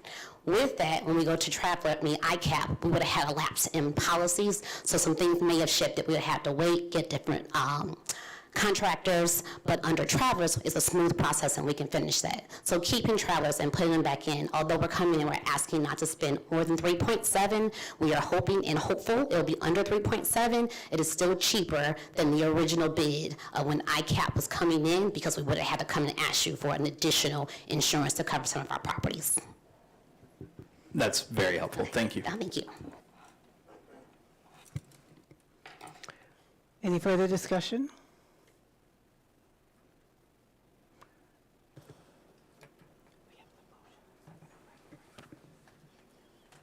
Ms. Vaughn?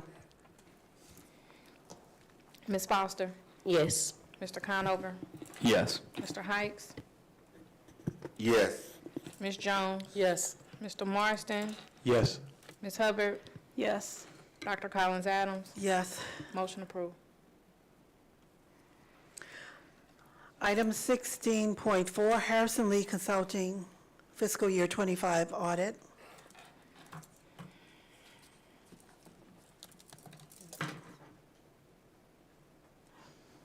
Is there a motion on the floor? I make a motion to approve the contract amendment with Harrison Lee Consulting Service. Second. Discussion? Mr. Conover? Yeah, so with this contract, we're extending a consultant for our auditing services from an original contract that was, it looks like $50,000 to now being a total of $125,000 through the end of December. I just want to make sure I'm correct about that before I ask any additional questions. That is correct. Great. In relation to as we know, the district's undergoing a few audits. In relation to this request, what is the current staffing level of our audit department? Or anybody, I shouldn't say anybody that touches the audit, but specifically in the gaps that this consulting contract is meant to cover?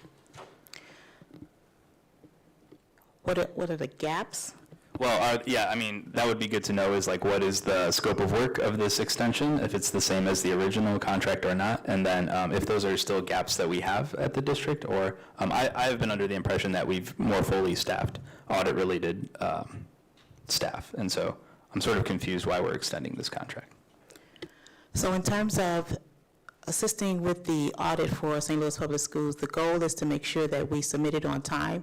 And with this consulting firm, they were able to help identify all of the things that needed to be addressed or submitted for the single source audit and help us get all of the items that we needed. That has been the role of this consulting firm. And that's a need that we anticipate continuing for the next, I guess, 6 months? That is for the next 6 months until we get our audit turned in on time. Once we get our audit turned in on time, we should be back on track. And our goal is to make sure that we submit it sometime in November. It's due in December. If we're done with the work with this consulting firm, we'll be done with them, period. That will end our contract with them. But we want to make sure that we have the right people, the right support to get our audit turned in on time. It's been late for some time. Yes. Was this contract, it may have happened before I was here, or it may have happened when I was here, I'm not sure, but was this contract bid out initially like an RFP process? This contract was not bid out. This contract, there was a recommendation because St. Louis Public Schools has not turned in or submitted their audit. This contract or this consultant was then recommended, and the former board voted to have this consultant to come in and support the audit process, and then going forward, the consultant suggested that this is the price at this time. We can say no, and if that is the will of the board, we will go with that. Is there another, sorry, I saw Ms. Collins-Adams' mic on, but I thought there might have been another question. I didn't want to monopolize. Just another question on this. Does this consulting firm, they used to have a contract with, or maybe was an administrator for Wyandotte County, is that correct? I have no idea. Okay, I know that there was some concerns with this consulting firm surrounding work that was happening within a previous role and adjacent work that was happening to that initial role. So that's certainly part of my concern here. Got it. I guess I would just love to get a better sense, like, moving forward from this, where we're at on audit staffing services and levels, and if we can move away from consulting this out, and especially having not done it, I understand timeliness, but not doing this through an RFP process, I think is not a great look for us. So that's why I separated this agenda item and wanted to discuss it publicly, so thank you. Thank you. Any further discussion?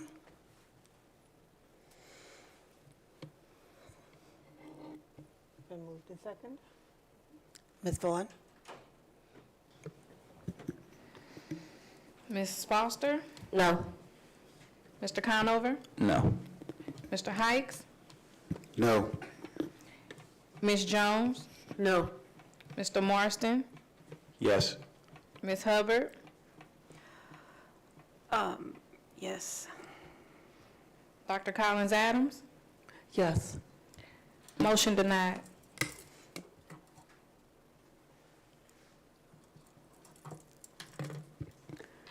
Item 16.5, the Millennium Hotel Site Development Proposal. Yes, Mr. President. Yes, Mr. Hikes. I'm the chair of the Real Estate Committee, and I just want to state this first, that unfortunately, this has not went through the Real Estate Committee yet, but I felt that with what they were asking, it'd be in the school district's best interest that we get it out there to the public, because the Millennium Hotel is a private entity, and they are wanting 90% abatement for 20 years, and I felt that I wanted the community to know what was going on with the city and the Automatic Committee, so I want to get it out there publicly so they'll know how we stand, even though I know it's out of order, but I just want to make sure they know where we stand on this project. And I'm going to turn it over to my colleague right now, Mr. Conover, who has a little bit more information. Yeah, just before I give some additional information, I'd just like to, I'm going to make a motion that some on this board are familiar with, hoping for an opposed vote at the end of the day. But I'd make a motion that we, I guess, support, I don't know exactly how to phrase this motion, but that we support the Cordish development project for the Millennial Development Site. Second. Discussion, I guess. Yes, Okay, discussion. thank you. So as Mr. Hike said, the motion before us today in relation to the Millennium Hotel site development is in relation to a board bill that's going on right now, and is as part of the request for the redevelopment is a 20-year, 90% abatement. I did prepare some remarks on this, so I'm just going to make it as brief as I can, although I want to make sure that this board especially has all the details about kind of what our role is here and what is sort of going on with this motion. And as I said at the beginning, while the motion is phrased in the affirmative, I'm personally, and I think Mr. Hikes is with me, are looking for no or opposed votes on this. So let me just go. Can I have a question about your amendment real quick? Sorry. Oh, there was no amendment, sorry. I mean, not your motion. Yeah. Sorry, it's been a long night. Are we voting on the tax abatement or the whole thing? Because this, you On said. the proposal. Yeah, so. The proposal. I'll explain a little bit, but yes, it'll be the proposal. Yeah, no, that's a good question.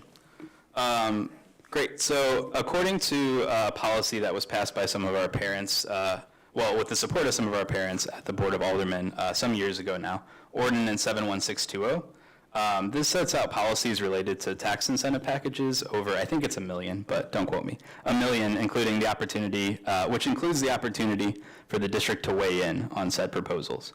So according to the ordinance, the St. Louis Development Corporation, SLDC, will notify the district of the proposals for development in a timely manner. And with regard to this specific proposal, we were notified on June 13th, and the district received that notification on June 16th. Currently at the Board of Aldermen, there was a board bill introduced that is basically this proposal packaged up as a board bill, Board Bill 39, which is sponsored by Alderman Aldridge and President Green, and that was introduced on June 27th, and it was referred to HUDS, the Housing, Urban Development and Zoning Committee. So at present, this bill, this development proposal, is moving through the city's legislative process, and because of Ordinance 71620, the board has a chance before that all gets voted on and passed without any of our input to weigh in on the matter. So the urging here is to act swiftly in order to utilize Ordinance 71620, which is our official capacity, which again is a capacity that we have because of the work of activists for this district as well as parents in this district working with the Board of Aldermen to make that a possibility. So I want to thank them absolutely. So a little bit more about this proposal. It's a proposal from Cordish, that's the developer. It's a project valued around $669 million, which includes luxury housing, office space, and other entertainment-related developments as part of the project. The details of this proposal are publicly available. We don't have any additional information that you all don't have as the public in relation to this proposal. And you can find all of that information. I'm not sure if it's on our agenda. I think it is, but if not, it's on the board bill for the city website. Like I said, we don't have any information up here that is not public that the city doesn't have, well, the city might have more information, but we don't have any non-public information. So multiple tax incentive watchdog organizations in relation to proposals like this recommend against doing abatements at this length and at this value, so 20 years, 90%. Usually the maximum recommendations related to these things are 10 years, 90%, 5 years, 50%. There are other lower proposals than that, but this is certainly exceeding that. And in fact, if you look at the proposal, this exceeds the recommendations based on the community benefits scorecard, which has been something touted by the city for a long time, in terms of what they would recommend for a proposal like this. So we're already going over and above that. While there are different valuations in terms of exactly what's going on with this tax incentive proposal, the net present value of the abatement and its impact on SLPS is estimated to be around $43 million. Members of our own Parent Action Council's Incentive Committee have estimated that the reduced foregone revenue to SLPS over the course of the abatement would be about $77.5 million, with the district receiving about $15.5 million in new revenue. So we're looking at a gap of about $62 million in foregone revenue over the 20 years. Depending on if you use that net present value number or the $62 million number, we're looking at about a $2 to $3 million foregone revenue number for the city. So sorry to get all technical on everybody, but this is about a $2 to $3 million loss for the district in foregone tax revenue if the project was not publicly subsidized. So quite a bit of money.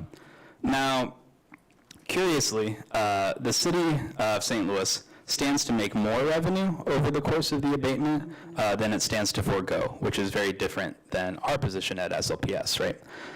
So under the bill, SLPS bears about 60% of the burden in foregone revenue and receives about 24% of the additional revenue that would come from the project, whereas the city bears about 20% of the burden and receives about 70% of the revenue.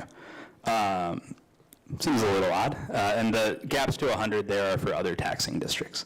So to be clear, SLPS was not and is not involved in any of the discussions with the developer and has not been brought to the table in any meaningful way and related to this proposal, despite very clearly being disproportionately affected by this abatement. Thank you. So let me take a moment here just to provide a little bit of clarity to folks, because there's been a lot of questions about this, and again, I'm sorry to take up so much time. Let me take a moment to provide further clarity here about SLPS's role in the tax incentive process.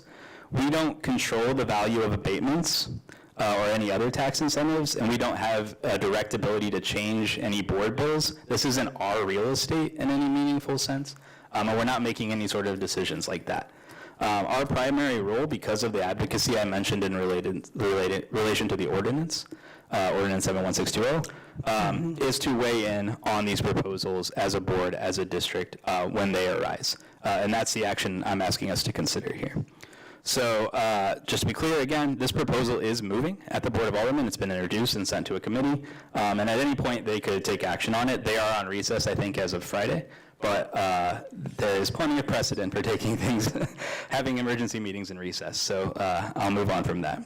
So just last bit here. For my part, and pardon my language, I think we're getting absolutely screwed by proposals like this. On top of the governor recently line item vetoing a $2.5 million reading program, which is $2.5 million a year for this district, we're being asked to forego a similar amount just for this project alone. Now you might think, we're a $450 million budget, $2 million, what's that?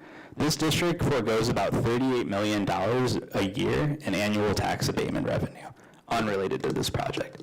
At some point, we digress because we're actually going into a deeper field of why we're creating a statement. I'm watching the faces of the audience. When you speak, you need to know your audience. You are making a very, very strong, valid point. I think that was something that everybody needed to hear because the dollar amount is severe.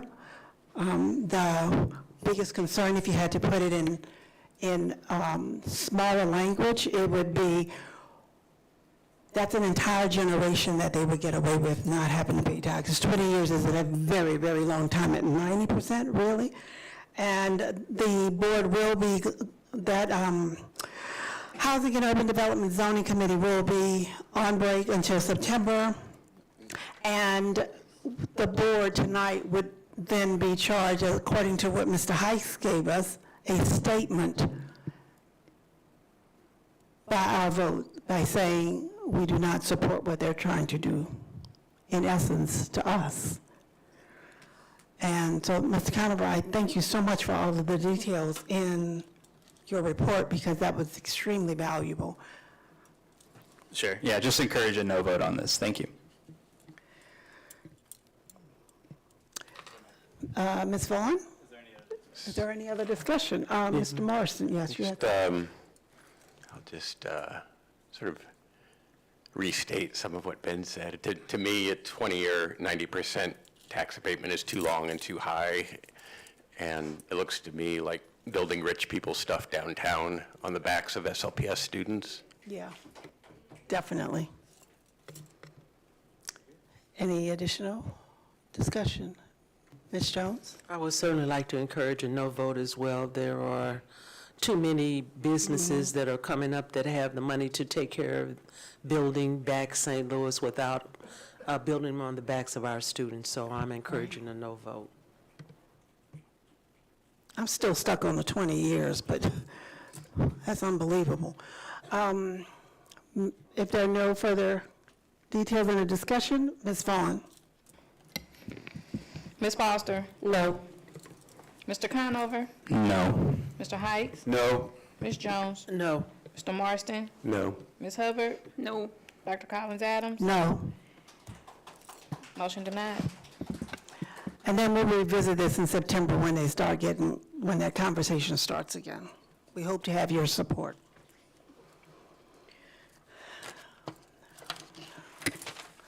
Are there additional board reports, committee reports, and governance? Ms. Vaughn? We have one more item to vote on, 13.19. Yes, that we moved. Yes. Give me a second.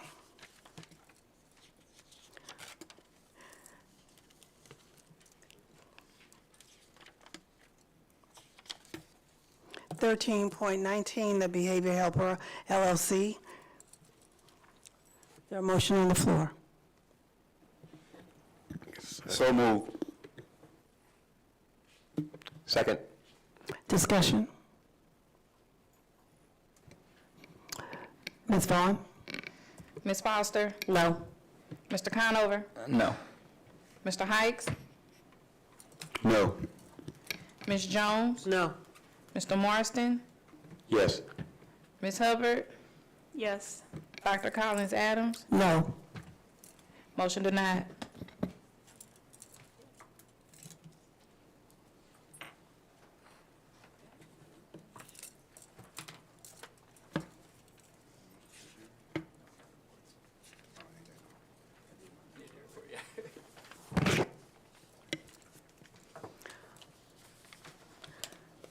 Are there additional board reports, audit, governance, legislative? Prop as real estate or retirement? I have one. Ms. Hubbard? As an appointee to the SLPS Retirement Board, tomorrow I'm going to a retirement board conference in, well, it's the one where the Margaritaville Resort is, wherever that is. So hopefully I will learn things that will help me be better at taking care of y'all's money.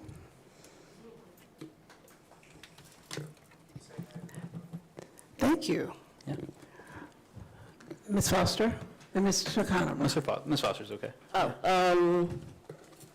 This is actually not a committee report, but I just wanted to recognize and send my condolences to the Vashon community. I know that they recently lost a student. So our board, our district is definitely sending all of their students, staff, and administrators a lot of love and support.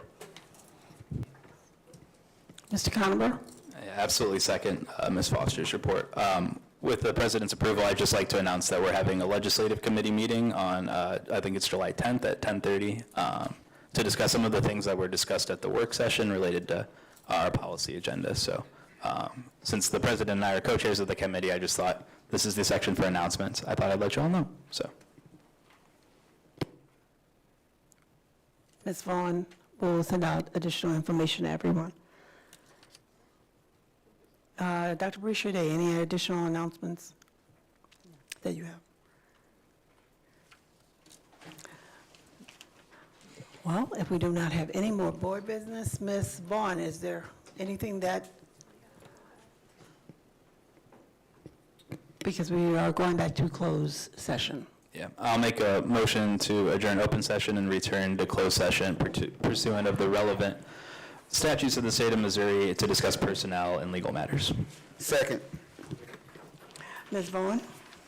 Ms. Foster? Yes. Mr. Conover? Yes. Mr. Hikes? Yes. Ms. Jones? Yes. Mr. Marston? Yes. Ms. Hubbard? Yes. Dr. Collins Adams? Yes. We are adjourned back to closed session at 9:06 PM.